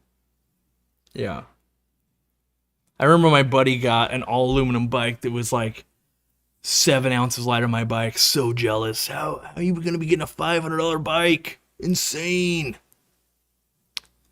Yeah. Good times back then. I remember we'd ride so far and not tell our parents. Let's see here. Have you ever fed your fish dog food? I have a local breeder that feeds dog food and says, if I ain't feeding it, then you're an idiot. I haven't. I think I've tried it once. Dog food's real high in nitrites usually, nitrites, I believe. And there's people that have like pacu and arapaimas and some other giant fish that will do that, but their water quality is absolutely horrible. So while I think it'll work, I'm not sure that I want to do the work to clean back up after it. So I would say it's a thing that people do. I'm not convinced it is better than anything. Otherwise, we would see way more breeders doing it. Like I would say like Dean would do it. If it was actually better, Dean would just do it. He doesn't care. But he gets better results with not doing it. So Dave Mira, yep. Back in the Hoffman days. Yeah. I still ride BMX? Heck yeah. I thought about getting like a 20-inch cruiser BMX. But then I remember like, yeah, I can see that. I'm going to get hurt. And then my career is really going to suffer for that. Kind of the same thing with like skateboards. You get that like, yeah, I could do that. Then you're like, then you realize like how actual dangerous this is. You're like, this is going to cost me so much money when I break my wrist. Like, this is a terrible idea. Yeah. Doesn't dog and cat food have a lot of fillers? Yeah, for the most part it will. I mean, there's a lot of foods out now that don't have as much, but yes, usually lots of fillers, and that's how it stays so cheap per pound. Like, at the end of the day, like, whether it's fish, duck, chicken, beef, it's going to cost per pound. And then you're like, well, how can you buy 80 pounds for $50? Like, that doesn't make sense. Lots of fillers. That's how. The only thing that's fish related here is the name Corey. That's right. I didn't get into fish keeping until I was like 21 ish. So I've only, like, I basically got into fish, then worked at a store and ran it for 5 years, then launched Aquarium Co-op. So that's why my time in fish is only like 20-ish years. It's like 19 or 20 years is all I've got. People assume I've done it for a lifelong time, but the reality is I've only done that. And what I mean by that is all other hobbies suffer, and like I live stream and then I feed my fish and then I research about fish and then I work on products and then I work. And so doing that for that many years straight nonstop just seems like a lifetime of knowledge when compared to a normal person that doesn't have to obsess about stuff like that. It would be a lifelong part, but that's not how my brain works. It's like, oh, I do this thing or I do that thing. I don't do anything in moderation. I should do mountain biking. Just go ahead and get Randy and Zenzo talking about that. They're all about the mountain biking. We'll make fun of Zenzo together because he's got an electric mountain bike so that on the way back up the mountain, so Zenzo can do the crazy stuff on the way down and get hurt and all of that, but he doesn't like the extra exertion to get back up the mountain. So he'll, like, I laughed. It's like, so you'll do this really hard workout, but he doesn't enjoy riding back up the mountain. So he likes to electric up the mountain, do the crazy thing on the way down, and then he'll still like actually just work out, which I'm like, the circle of gymnastics you're mentally doing there is crazy to me. Do I think I could do what I've done with Aquarium Co-op with another business? I think I could now. Do I think I could have at the time? No. Why I say that is I got into aquatics because I thought it was a super weak business and industry. Turns out, I think it was. A guy like me should have never been able to be successful. So had I tried to do that in the gaming space, whether it was like Magic the Gathering or let's say I probably could have started up like a website to sell WoW Gold and stuff. I don't think I would have been good enough to stay competitive and been relevant and stayed around. But we talked about that. I think it's in a meeting or something where it's like, what if Corey had pivoted and instead of doing aquatics? Would I have been like a YouTuber for Magic the Gathering or something like that? And I go, I don't think I would have, because the store and everything came first, and then I was like, oh, we got to make money or I'm going to go out of business, so then I got to do YouTube. That passion or that back up against the wall thing wouldn't have existed for like Magic the Gathering or whatever other venture maybe. So that being said, if I was to say, Corey's going to quit Aquarium Co-op today, and he's now going to start this other venture with this other type of company, do I think I could be successful? Yes. I also think I would only enter an industry where I think I would be successful. So I did talk about it on Deep in the Mole. Yeah, okay. You start having so many meetings and so many things, it all runs together. Who knows? What are some of the bands I used to listen to? At that time, like, I first got into really, I'm going to call it really bad rap, like Crisscross and DeBrat. And then it was like Snoop Dogg and Dr. Dre. Then I would say middle teens was all about ska and punk. And now it's dang near anything. Yeah, talk about what you know. That's right. So an industry I do think is really weak right now, 3D printing. I just keep going like, so I have money, but I can't buy a good user experience. Like, why does it have to take so long to get stuff? Why does everything have to be sold out? Why is customer support terrible? I'm not gonna get into that, but I do see it like, I think someone could really do some make a lot by streamlining, easy 3D printing essentially. Like, just make it easy for people. The break-in to 3D printing is way too hard. Way too hard. it needs to be streamlined. Like, it's not a difficult thing, but the amount of filament dryers I have, the amount of things going wrong, failed prints, the amount of different type of adhesion problems you run into, the different types of plates you start buying. You buy all this crap, and then you basically learn, like, oh, there's actually just a better way to do it. Why didn't someone actually teach that? Yeah.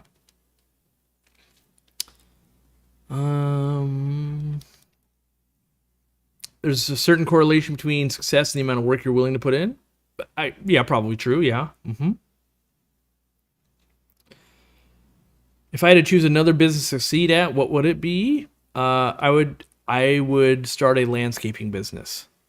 I am convinced that there are way too many bad landscapers that I keep running into, and not enough serious business. And it wouldn't be just landscaping. I would pair pooper scooper, gutter cleaning, junk hauling, and landscaping. Basically, if you could accomplish it with a Ford F-150, my business would be doing it. We'd be charging a rate and getting it done. And you'd have X amount of equipment on the back of a trailer that you would pull with that F-150 basically. And you'd have like, yep, I've got a ladder so I can do gutters. Yep, I can put the crap in the back of the truck and tie it down to take it to the dump. And I'd have all of that, because so often I keep going like, oh, do you guys do this? And I'm like, no, we don't do that. Like, but it seems like right up your alley. Yeah, we don't do that. You know, so I would try to lump a bunch of those together, and I'd probably fail horribly, but I don't know. I keep meeting so many neighbors and other people like, yeah, do you know a good person? Like, I would add cleaning windows to it. I would clean windows, at least on the first floor. Like, maybe you're not doing skyscrapers, but, you know, like, yeah, I had a guy, and then that guy would only show up half the time, and then this happened, and that happened, and, you know, they only hire ex-convicts with one arm that try to break into your house, and, like, okay. Yeah. Yeah. So there you go. Cheryl says, I would add exterior window cleaning to your business. That's right. Yep. Basically, if I can be the outside your house, what do you need done? It's all the stuff that you would be like, yeah, I can get my neighbor to do that. But your neighbor's kid's only half reliable, and then they grow up and they move away. And there's a lot of need for like, yeah, I just don't have time right now. And then, you know, oh, if you're already doing that, like, could you do this also? Because at the point where you're already at my house and let's say you're picking up branches and you're mowing the lawn, why not go, hey, you gotta get rid of that refrigerator? I can load that up for $50. I'll take that to the dump or the recycle center. And you're like, sure, like that was gonna take me a bunch. Yeah. Sounds like a handyman business? No. We are not fixing things. We are cleaning things. Big difference there. I don't want to get into electrical. I don't want to get into plumbing. I don't want to get into concrete work. Like none of that. No drywall. I purely want to bring a professional level to anything that a 13 to 17-year-old could handle. I want to do that professionally. That's what I want to do. Yeah.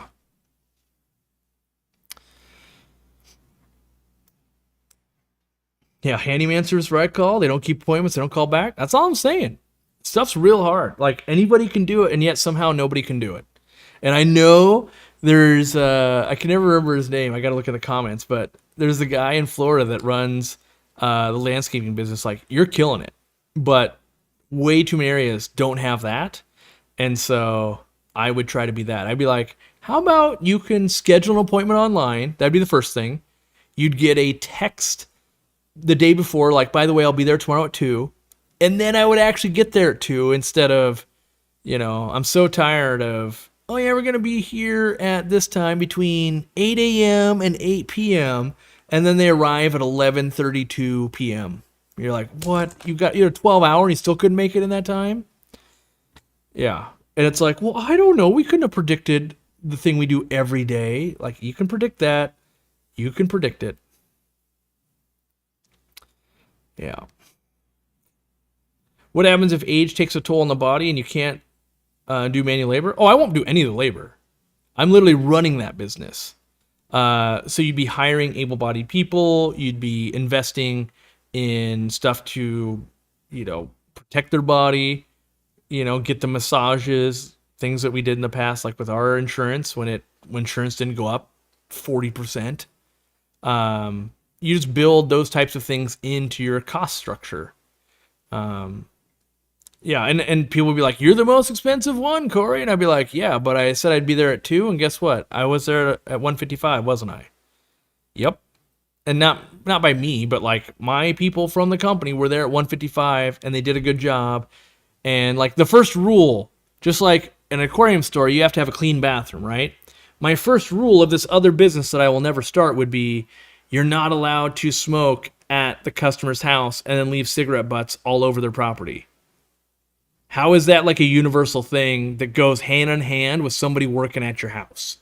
There's always leaving cigarette butts, and it has to be a Mountain Dew bottle that's got this much left in it, and like a half-drank Lipton iced tea or Gatorade in the bottle. Those always have to be left on every job in your garden / on your driveway. Like, I think it's like a rule of like, yep, once they pay, you deposit the garbage and then you leave. I don't know how it works that way, but it has to work that way. So that first thing, I would just be like, yep, and we won't do this. And people will be like, wow, already? It's amazing. We won't bring the garbage to you. We will take the garbage away. That's right. I would be a professional 13-year-old. You got it. Let's see. Is the new podcast going to be member only? Always going to be member only? Yep. The new podcast will be always member only. Yeah. No way the cigarette butts are a signature of a job mostly done. That's right. Yeah, you gotta. They're setting themselves up for the callback. Hey, your thing, you didn't finish? Oh, you're done, huh? Oh, because I don't think you're done. You got some more stuff to do. My roofers left no butts or trash. That should be. You should tip for that. That should be my new metric. Like, do I got any BS I got to deal with from you? Yes. No tip. Like, wow, you actually, because like when they paint houses, you'll get the people that'll either like they do an amazing job or they're gonna like lay down tarps and everything. You're like, oh wow, and then you'll get the people like, no, you wanted this color paint sprinkled throughout everything you own, right? And then I tracked it into this house and this and this and this. Yeah. Yeah, that ain't Mountain Dew in the bottle. I would agree if I wasn't watching them drink it. Yeah. Yep. They were the low bidder. So the problem I have, nobody's a low bid. It's usually these are the only people I can get to call back. Like, anyone who's good at their job is too busy and they don't even like pick up new clients. So then you're purely left with, of the people that are terrible, who will even call me back? And then you're like, ooh, so you're booked 2 months out. So if I book now, in 2 months, I could have you do a mediocre job. Or my options are nothing. So you end up taking the mediocre job. It's a bummer. Yeah. Where did I see? I saw something that was worth commenting on. Oh yeah, what do I think of the new, or it doesn't say new. Am I thinking of AI blades? Aqua illumination blades? No. Nope. Too expensive. Well, okay, let me dial it back. I haven't had one in my hands. So, to go back to earlier conversation, they seem to be too rich for my blood. I might not be their demographic. But it seems like they do have some perks, I will say. Don't they have one of their lights that's almost 6 feet long? Almost nobody makes a 6-foot light. So you might be in that $600 for a 6-foot light market. And if you are, they're catering to something that basically no one else does. But I don't have that need in my life, so I'm not their demographic on the AI blades, I think. Emily, you missed the old Corey photos. Oh.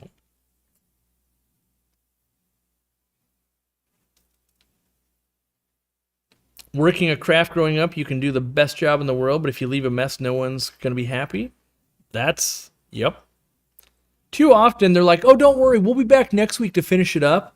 And then those people get put on a new job and they just never come back. And I'm just like, yep, you guys are overbooking yourself. You're not charging enough and you're overbooking. Almost never have I told people you're too expensive. Almost always I'm like, but you're not done. You haven't finished the job. And so I think, you know, let's see here.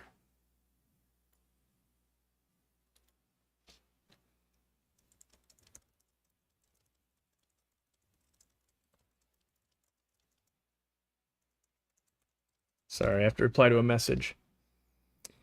Um,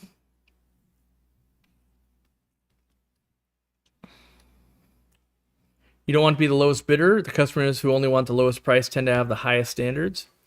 Could be. And I'm only speaking of Washington. I'm sure there's different ways in different states, but yeah.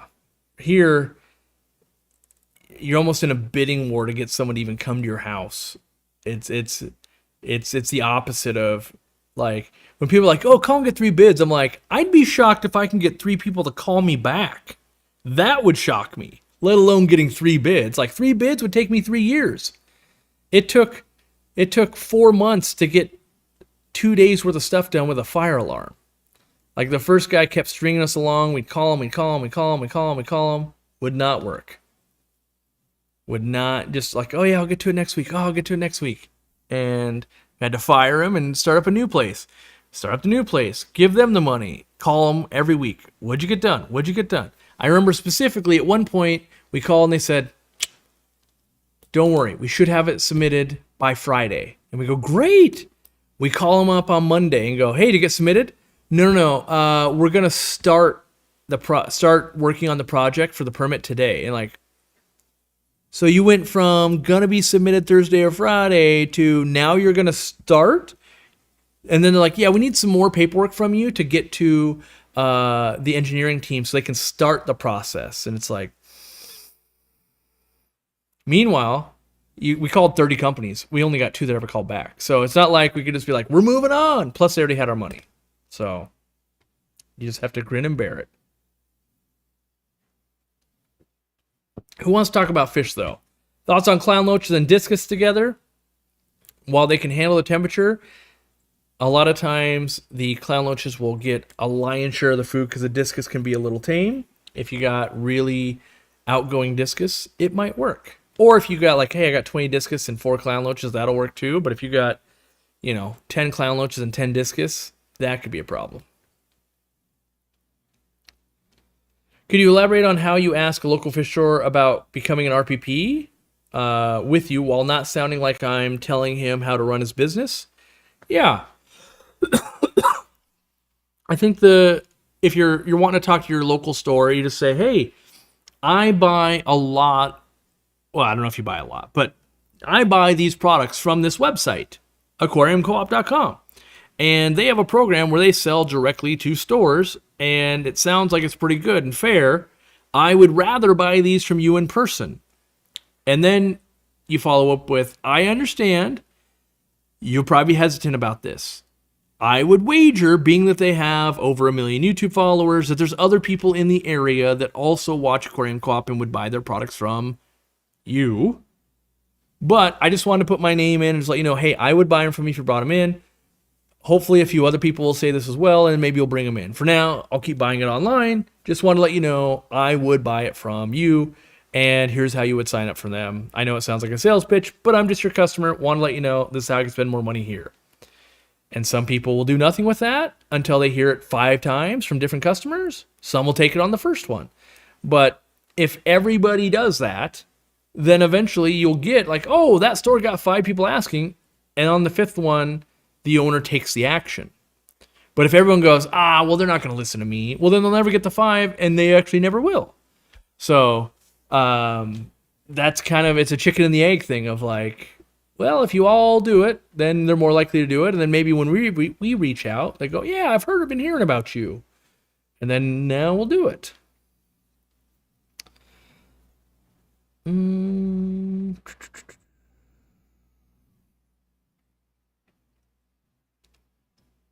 Has anyone ever figured out how to successfully breed Shodenai puffers? From what I know, the people that have done it, the breeding of the puffers isn't the hard part. It's the raising of the fry. Lots of different pods and things. It's a real pain. So, what's my recommendation on alternative to baby brine shrimp until the aquarium co-op stock recovers? Brine shrimp direct, San Francisco Bay. Either of those. Honestly, I am not even using brine at the moment. I just use the Magic Small Fish Feed, raising up Corridoras and other egg scatterer fry. So for me, I've just replaced it with a dry food. It's been working out awesome. I would bet 80% of what people are breeding, they could do the same thing. Where maybe like discus and a few other, like, yeah, they really do want that. But wild caught fish too, maybe a little bit. Yeah, but our brine shrimp, I asked today, and they have been loaded into a container by now. They are either on the water or just getting on, or just about to get on the water. And Randy does the same thing to me that I'll do to you guys, and he'll say like, "Oh well, I'm gonna say late April." Meanwhile, it could literally be 2 weeks from now. But also, ports are congested because everybody is ordering stuff trying to beat the tariffs, and so like we had something sit in LA for 4 weeks, just sitting there until it finally moved. And so like our Zist brine shrimp hatchers and stuff, or not, the brine shrimp hatchers still in stock. It'll be tumblers and a few other Zist products will finally be in stock, hopefully by the end of this week. So, hey Corey, tuning in from London, Tyler Woodhouse, you get around, buddy. What was the most impressive and interesting thing you saw at the GSAS home show that changed your hobby? Ooh, it changed my hobby. Probably, I just saw a fish move and I was like, what was that fish? It was a swordtail. The Freshwater is the best water shirt came from that trip. So, we went to a place that had saltwater and freshwater. I'm like, I think I was even with the people like, freshwater's the best water, bro. And then I was like, wow, that sounds like that's a shirt or a thing already. And we Googled it, and like, I'm not seeing anything. And we're like, I feel like I kind of have to make that shirt now. Freshwater's the best water. And so we did. So that might be, what changed my hobby. There's lots of other cool stuff too. Like if Alyssa Bentley had some really thin twin wall, greenhouse panel. It was kind of cool. I'm trying to think of what else I saw that I know there's more stuff and I never do it justice on the spot, but that's what I can think of. Olaf from Ted Rock. Oh, I was like, where's Ted Rock? You are Ted Rock. I was thinking there was a place with a rebuilt fish room. Well, now we're getting serious. Planning on heading up north to the co-op. What would you recommend for a library that you stock for a breeding project that we stock? I see. What would I do? The thing I've been tempted with, but there's too many people locally breeding them right now. The panda guppies. We got a big tank of them, and you could really pick some nice ones out of there. And I keep thinking, like, I love that fish. Should I bring that fish home? And I'm thinking, every time I breed it in mass quantity, other people are too. And I end up having too many. So I'd be real tempted with those because I love those. And then shrimp.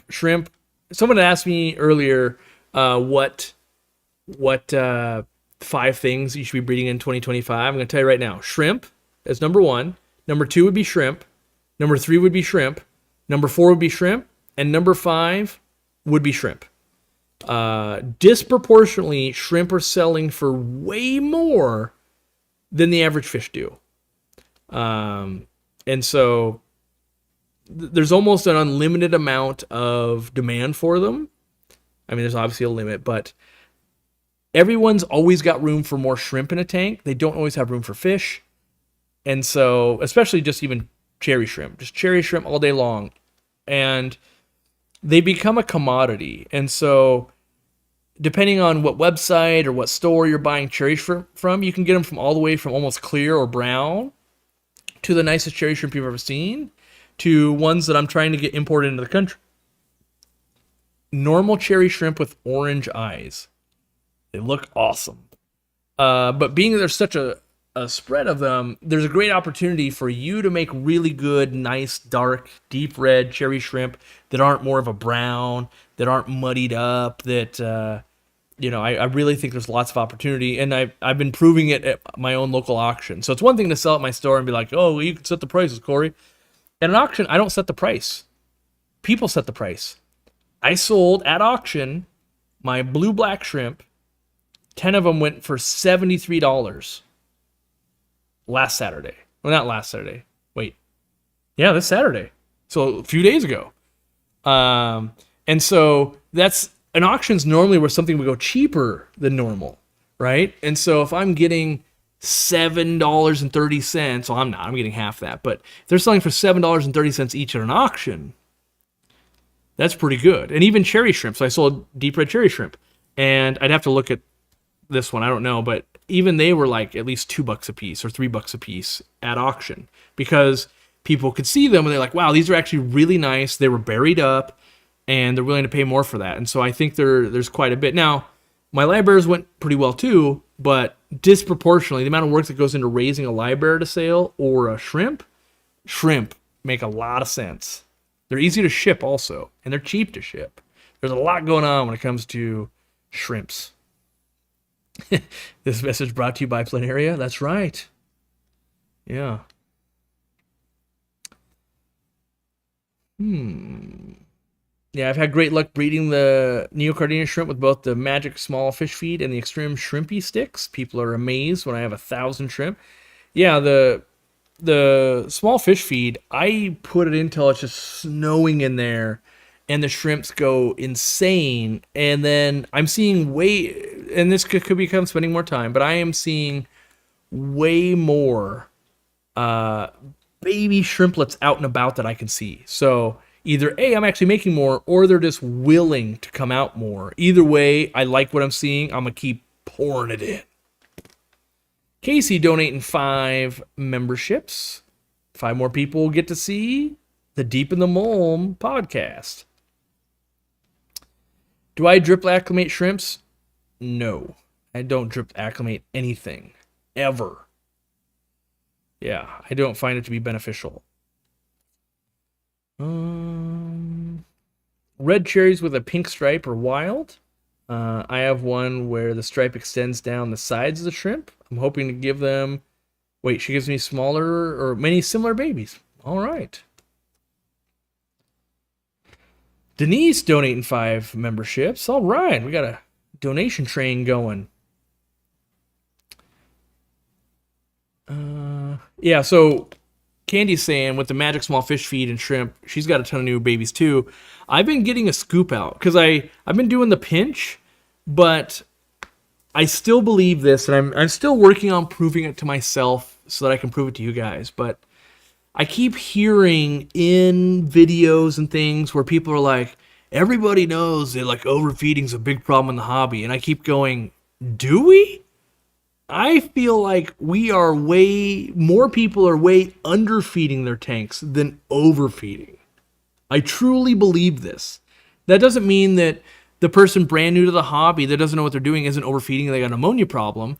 I'm talking the people in this chat that have had aquariums for over a year, 2 years, 5 years, and you're just like, yeah, I put them in and they make some more and my tank is fine. But how do you actually know how much food to feed? Or how long should it take for the fish to eat it? Because I'll watch people in videos and like, it's gone in like 30 seconds. And I'm like, bro, they're starving still. Like they're hungry. And so I've been testing basically, if there's not still food in my tank after 10, 20 minutes, I did not feed enough. In fact, I'll feed these guys. They haven't eaten behind me yet. I'm going to feed them the community pellets.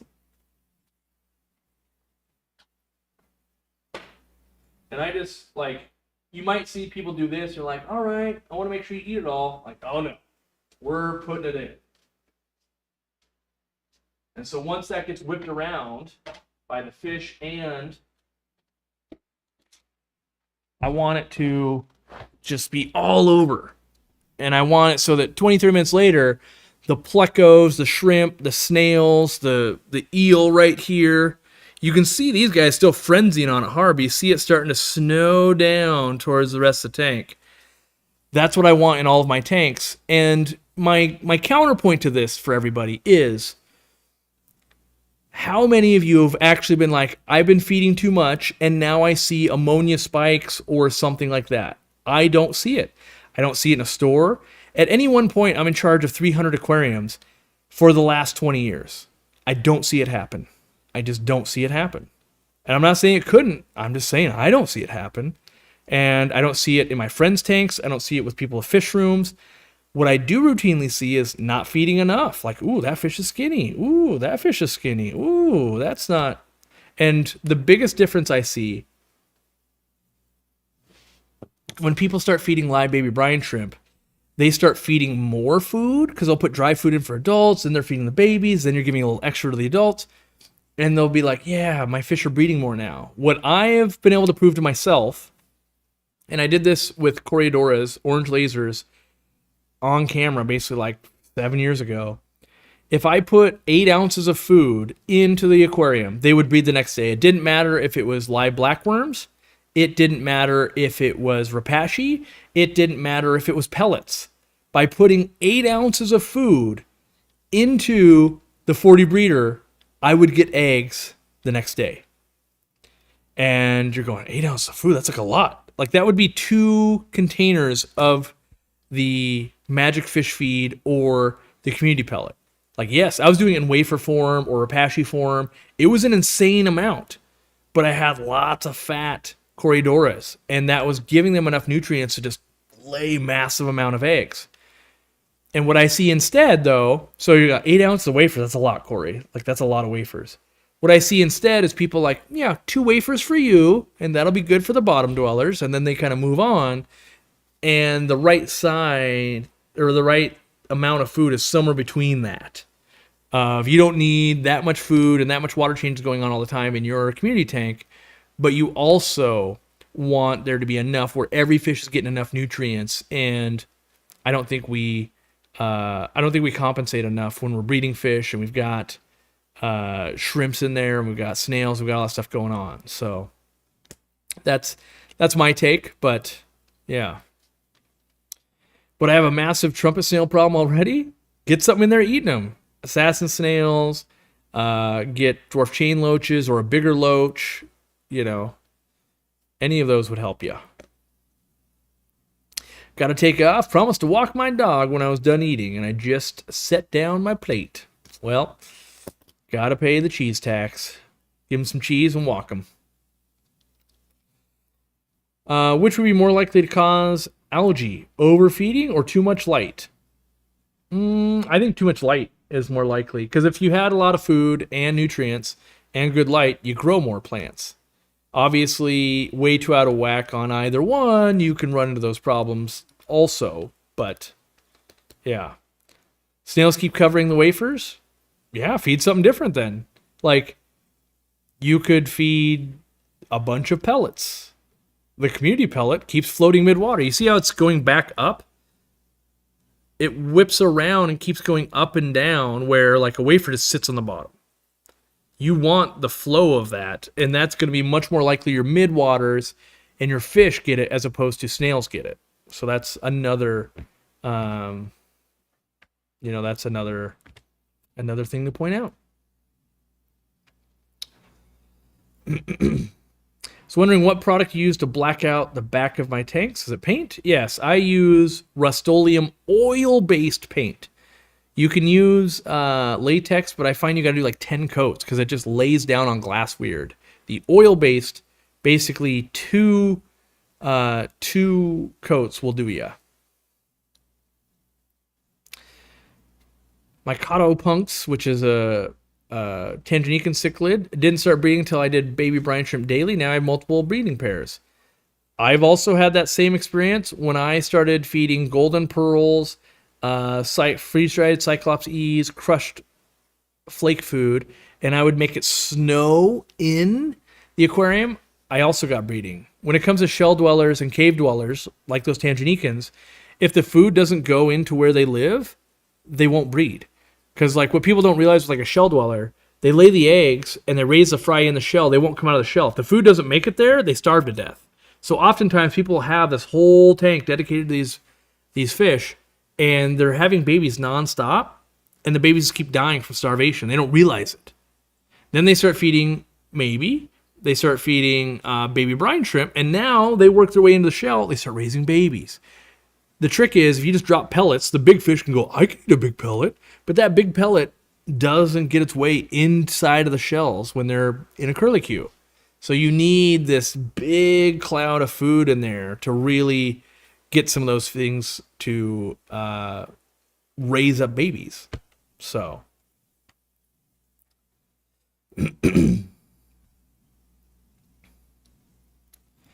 The cheapest acrylic paint from the craft store works well. It can be rolled on. I dry mine with a hair dryer in about 15 minutes per coat, and 2 coats usually does it. I haven't done it. Yeah. If you want that method, ask Nirvana Aquatics on the forum, and she can tell you which one. I just always recommend what I have experience with, because there's always a million ways to do a thing, but I don't want to be like, you should do it. Like I could tell you, yeah, it's kind of a pain in the butt to do it with Plasti Dip. I've done that. It looks kind of okay, but then I'm like, it took a lot of work. Not my favorite. Also, just normal spray paint, kind of a pain. I much rather roll it on. Let's see. You can buy a young yo-yo loach. They will massacre your snails, grow up, and you can sell them back to the fish store for more than you paid. Sometimes. I always think of renting it, solving your problem if they give you some credit or anything like that. Bonus. I don't want like, oh yeah, someone told me if I buy 100 yo-yo loaches and then I raise them all up and now I want more money for them. Like, well, we don't need those. So, but yes, could be. Feed more brought to you by golf ball size mystery snails. Yeah. I'll be the first one to call me out. The guy that sells fish foods now saying feed more fish food. Let me acknowledge the haters in the room. Yes, you're right. I did just say that. But I bet you if you look through video for a long time, I've been feeding heavy and I've been recommending to feed heavy for a long time.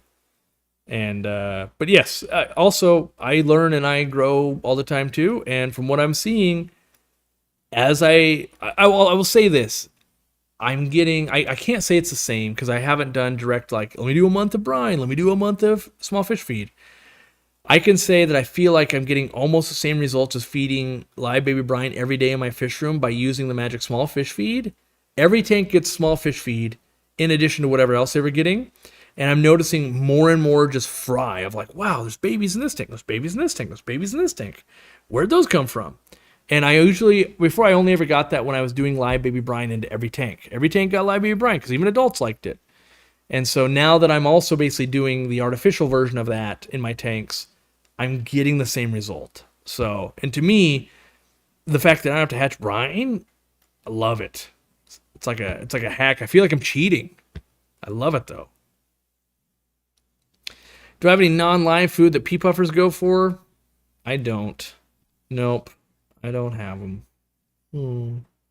Yeah. If you've ever seen Dean feeds so much that there can be moldy food in some of the tanks the next day, and he produces an insane amount of fish. That's, for a long time, as I started working more and more in Dean, I'm like, I'm not feeding enough. That guy, when I watch him feed, because he'll feed 4 times a day. It's food and food and food. And he's making so many fish, and they're doing so well, but you gotta clean also. So realize that feeding a ton leads to a ton of fish poop, which means cleaning. I'm okay with that, though.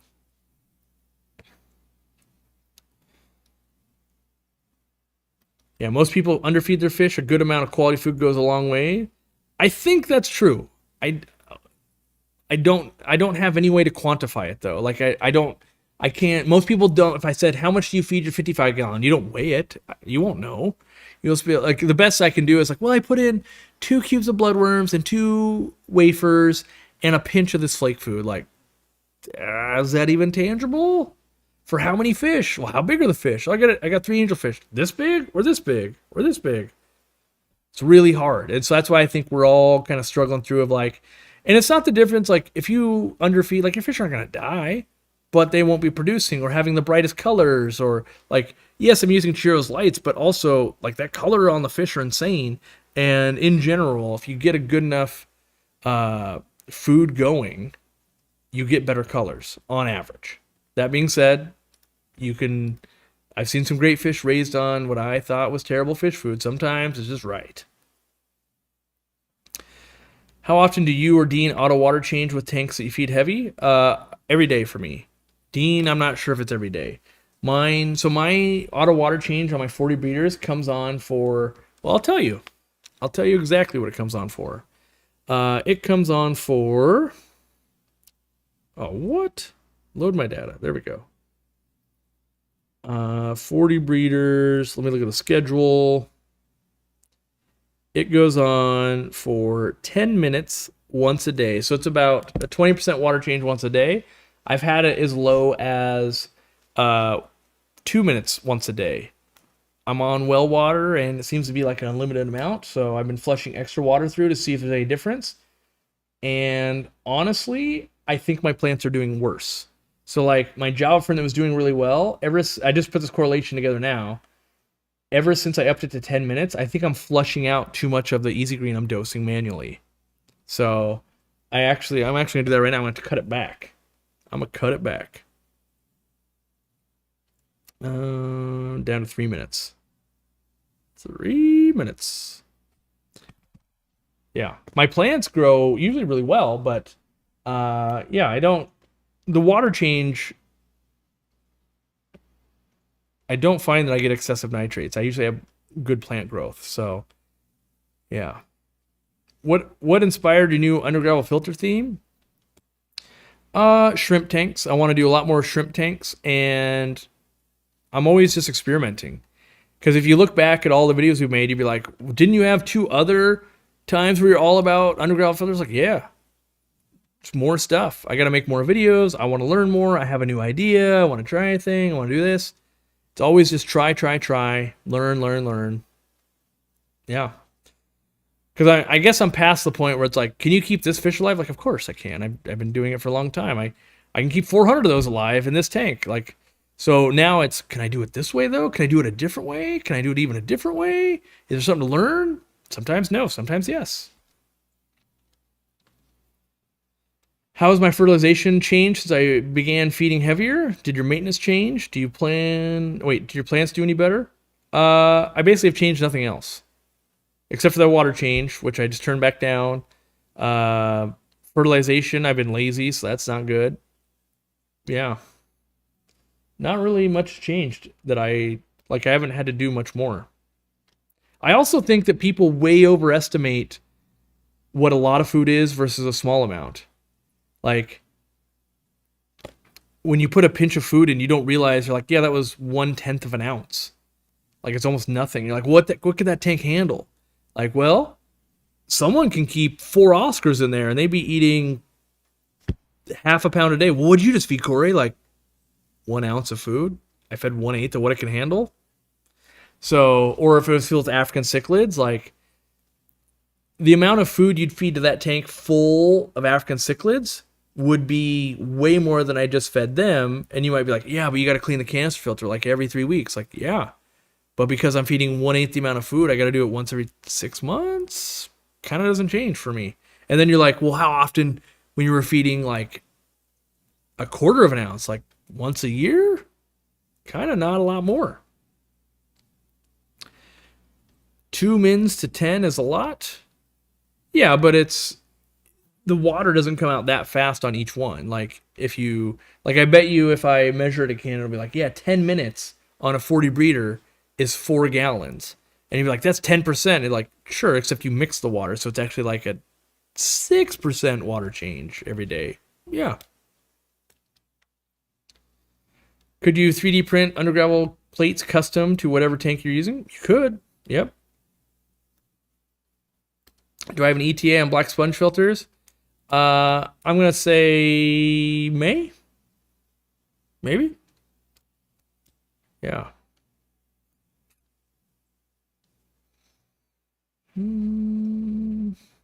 Is pH of a 7.4 to a 7.6 with hardness of 300 too high for black neon tetras? Nah. You are just fine. My FX4 is suddenly just trickling to almost nothing. I opened it up, cleaned it out really well, and nothing seems to be clogged. And the impeller seems to be perfect condition. Any ideas? Check the intake. So like the basket part where it connects to the tube. If that looks good and it's still, then you might take out each hose, open up to drain the water, and like blow through the end. Can you blow through it real easy? Just you're like, yep, nothing clogged in that one. Ruled out that tube. Now take the return and try to do the same thing. Like take it off the, off the canister, open it up so the water comes out. Can you blow through it? You get resistance, might be a clog somewhere in there. If not, like, okay, now I know it has to be in the canister in some way, right? Then you could look at any of the things. Also make sure, like, that there's the on off, right? Like, what if you actually nudged it and you're like, oh, you had it 50% off? Like, no wonder it was trickling. If you got an intake sponge, try taking that off or cleaning it, any of that type of stuff. But it's just working through it. It's the impeller technically could be broken, but sounds like you looked at it and it looked fine. So Petco's moving away from Aquarium. Any thoughts? Does any of it ever matter? There's people that are like, oh man, tanks, only these ones are good. And I've had all the tanks all the time and never had a problem with any of them. So I don't care. Like, Petco is moving away from Aquarium, and now they're just they used to sell Marineland, and now they're going to sell Imagitarium, which is just Marineland rebranded. Which, by the way, I do want to issue a correction. Petco, PetSmart are not owned by the same company. At one point, they were trying to be courted to be owned by the same company. Petco, I spent like 30 minutes researching and then gave up because it's such a web of insanity with these venture capital companies. The parent company that owns Petco bought Chewy. Then a couple years later, Petco sold Chewy to the company that owns Petco so they could rebalance debt portfolios. And so still big venture capital companies are gobbling up everything. And so many things are owned by so few companies now. And yes, but technically Marineland and Aquarium are owned by different people, although I stopped going up the chain, but it kept getting closer and closer to, like, I wouldn't be shocked if someday you're like, turns out Megacorp Venture Fund owns both. Like, because you kind of keep going up the thing, and then you start Googling, like, Petco buy, or PetSmart buys Petco, and you can, like, find some stuff like, oh, they were thinking about it. That sale didn't go through, but they did buy this, they did that. Yeah. So it's, yeah. You basically we're getting to the point where there's only a few companies at the top owning huge parts. So also like Central Garden and Pet, which might be the biggest wholesaler in America, owns Petco. Well, I say owns, they don't own Petco. The company that owns Central Garden and Pet owns Petco also, which also owned, yeah. It's one of those just like, sure. Yeah, it's all. So when it comes to, like, do I, the company that owns Marineland and Petco is switching to selling another tank that they're going to produce. Like, yeah, and they used to sell it before too. So it's kind of just, it's all the same. It's all the same, really. Yeah, not that it matters, but it's PetSmart that owns Chewy. Actually, PetSmart doesn't own Chewy anymore. PetSmart sold Chewy to rebalance their debt to the company that owns PetSmart. It's dumb, but yes. So technically, whatever. Yep. Let's see. Yeah, I'm frustrated with the zombie brands that were once high quality but are now owned by these big holding companies. I mean, that's kind of what's being talked about with, like, bulk resupply. What was it also? They bought that. They bought Aqua Illumination. They bought Ecotech. They buy all these brands, and then they, like, move them to, like, oh, let's get you out of California and put you over here. And the stories that I was hearing is, like, they were shipping empty boxes, like, not bulk resupply, but, like, well, I guess kind of bulk resupply because they're all owned by the same company now. Yeah, but you get in there and you start mixing up a bunch of stuff, and of course there's gonna be some problems, but it might settle out that they're all better for it too. That could happen. So we'll have to see where it fully settles out. Oh, and then what was it? Didn't Petco? It's either Petco or PetSmart bought Dr. Foster and Smith, which was, like, huge many years ago if you were back then. And then now they announced they're not selling the fish anymore. So they bought it so they could get live Aquaria also in that deal. And I think it's part of Petco. And now they're shutting down the live fish sales part of Petco. And now I'm just waiting for and we're selling that off to this company now, or something like that. So I think every industry is seeing this. Yeah, I think so too. It makes sense when someone comes in and they're like, hey, we can get a better return than the stock market if we buy this company. Let's buy them for 100 million, 50 million, whatever, right? Then it's hard for an owner to say no. Like, well, you give me a lot of money, okay. And then they can go, well, now we can control this pricing. So, yeah. But can they please put silicone on the tanks neatly? So here's my pushback from a guy that manufactures. The customer says, can you please do this better? And then the manufacturer goes, could you please pay an amount that would be worth it? When you think about logistically getting glass boxes all around the country, they're basically free, right? They should probably be 5x the cost, but they're not, because we'll sell you a tank for basically nothing and then make the money on the other things. When you go to other parts of the world, tanks are very expensive. And so the devil's advocate is like, yes, any of these chain stores could totally get you perfect silicone. And that 55-gallon is $400. And you're going, no, I want to buy it for $60 at the half off sale. And it's like, yeah, you're going to get sloppy silicone. Like, you can't get master craftsmanship and bargain basement prices. And so that's the dilemma we're always at of like, but can I get it in the middle? Like, maybe if someone wants to do that, but it's, moving glass boxes around real hard with one chip, they're ruined. So it's like moving a car around, like, ooh, it got some damage, we can repair it. You can't really repair the chip on a glass tank. That's the problem. Has Cobalt sold out or gone out of business? I think they're still just around, but struggling. I don't know 100%, but I still see them like giving talks at events and stuff. Cobalt Aquatics, that's a good, I haven't looked at them in a long time.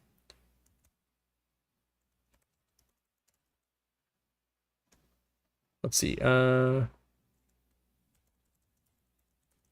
going to type in buys Cobalt Aquatics, see if anyone's...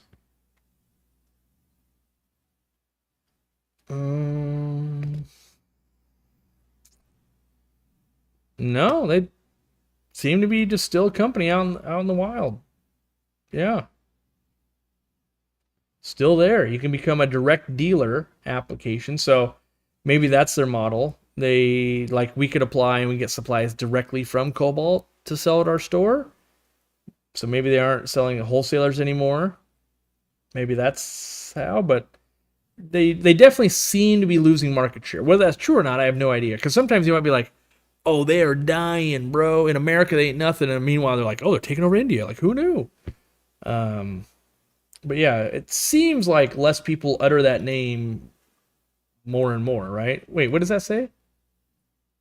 Huh. Okay, so I'll say this. It's not looking good. Their website says Black Friday, 50% off items through November. Like, you're that out of touch? Like, they might be going out of business. Like, I got news. It's March. Hopefully not the case.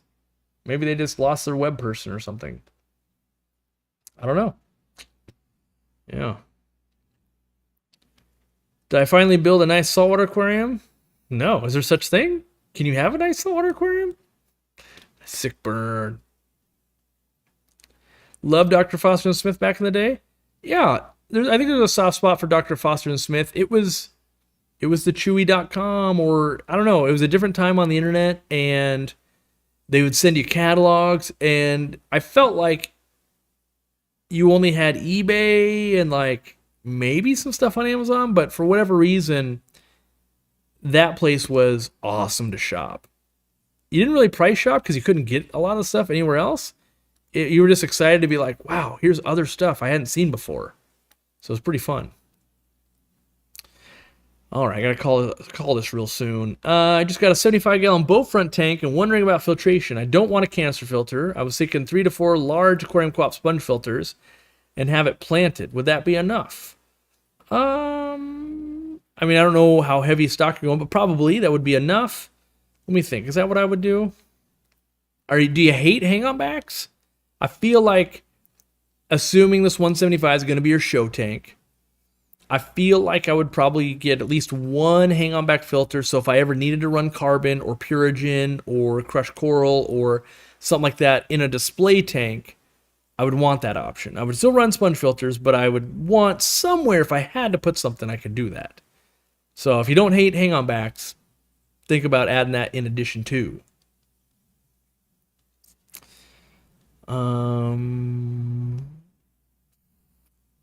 What's a non-standard tank size? Wait, what non-standard tank size do you enjoy? Personally, I think 40-gallon long is awesome. I don't know that I have a non-standard size that I think is cool. I don't keep any really non. I mean, I've got custom tanks, but if I was gonna say like, what do I think is actually just awesome? 10-gallon. A normal 10-gallon. It's kind of perfect. I've had videos talk about this before. The cost, the ease of getting good light to your plants, the maintenance. Like, there's a lot going on a 10-gallon, and us people, we tend to poo-poo on like, oh, it's just a 10-gallon. But the reality is, the 10-gallon's kind of like the Honda Civic, like the 92 Honda Civic, where you've seen it do everything. You're like, 400,000 miles? Have I seen, like, it was hauling stuff? It was doing, like, yeah, you can push it to the limits. And I feel like the 10-gallon same way, you can push it to the limits. I've got 2 giant goldfish living in it waiting to go to the store right now. I've got shrimp in that one. I've got fish breeding in that one. I've got plants going in that one. Like, there's just so much going on for a 10-gallon. I understand why you don't anymore because you've explained it, but man, I miss seeing fancy goldfish on my channel. Yeah. I still have shabunkins and one that I bred here even, and I still like goldfish and koi. I just not in that phase at the moment. Setting up a 20 long for my son, would a Phoenix Planet Plus be considered high light on such a short tank? Yes. And what crypts would you recommend? Any of them. Pick your poison. I would turn that Phoenix Planet Plus way down, though. Yeah, I would be more tempted to get the Phoenix Stingray. Still love that light. Nice and low light. Don't have to worry about a ton of algae. Yeah. All right. I've got messages piling up and dinner's ready, so I get to call it. I also got to feed my fish. I've only fed some of them so far today, so thanks for hanging out. Ooh. You see how basically all the food, there's like a little bit left on the bottom, but, you know, that was 20 or 30 minutes of feeding probably. And, yeah, I think that's about what I like to see. You can see the plants purling over here. So my Anubias flowered and the plant's purling, so that's nice. But, yeah, I got to go. I got works to do, and we'll probably see the podcast, if you're a member, when we upload it. I'll see you next week. I got to film a video. I don't really have a video for this week, so I got to work on that. And, yeah, we'll keep pushing forward. We'll see you at the store opening someday. I'll see you at April's Aquariums. Buy all of our stuff. Buy all of everybody's stuff. Enjoy the hobby. And, yeah, we'll hang out again. So, oh, I just got here. I got to start over. Good news is you can. Casey just donating membership after membership. What a pro. He's going to bribe me to keep a goldfish one of these days. We'll see you around. Thanks, everybody.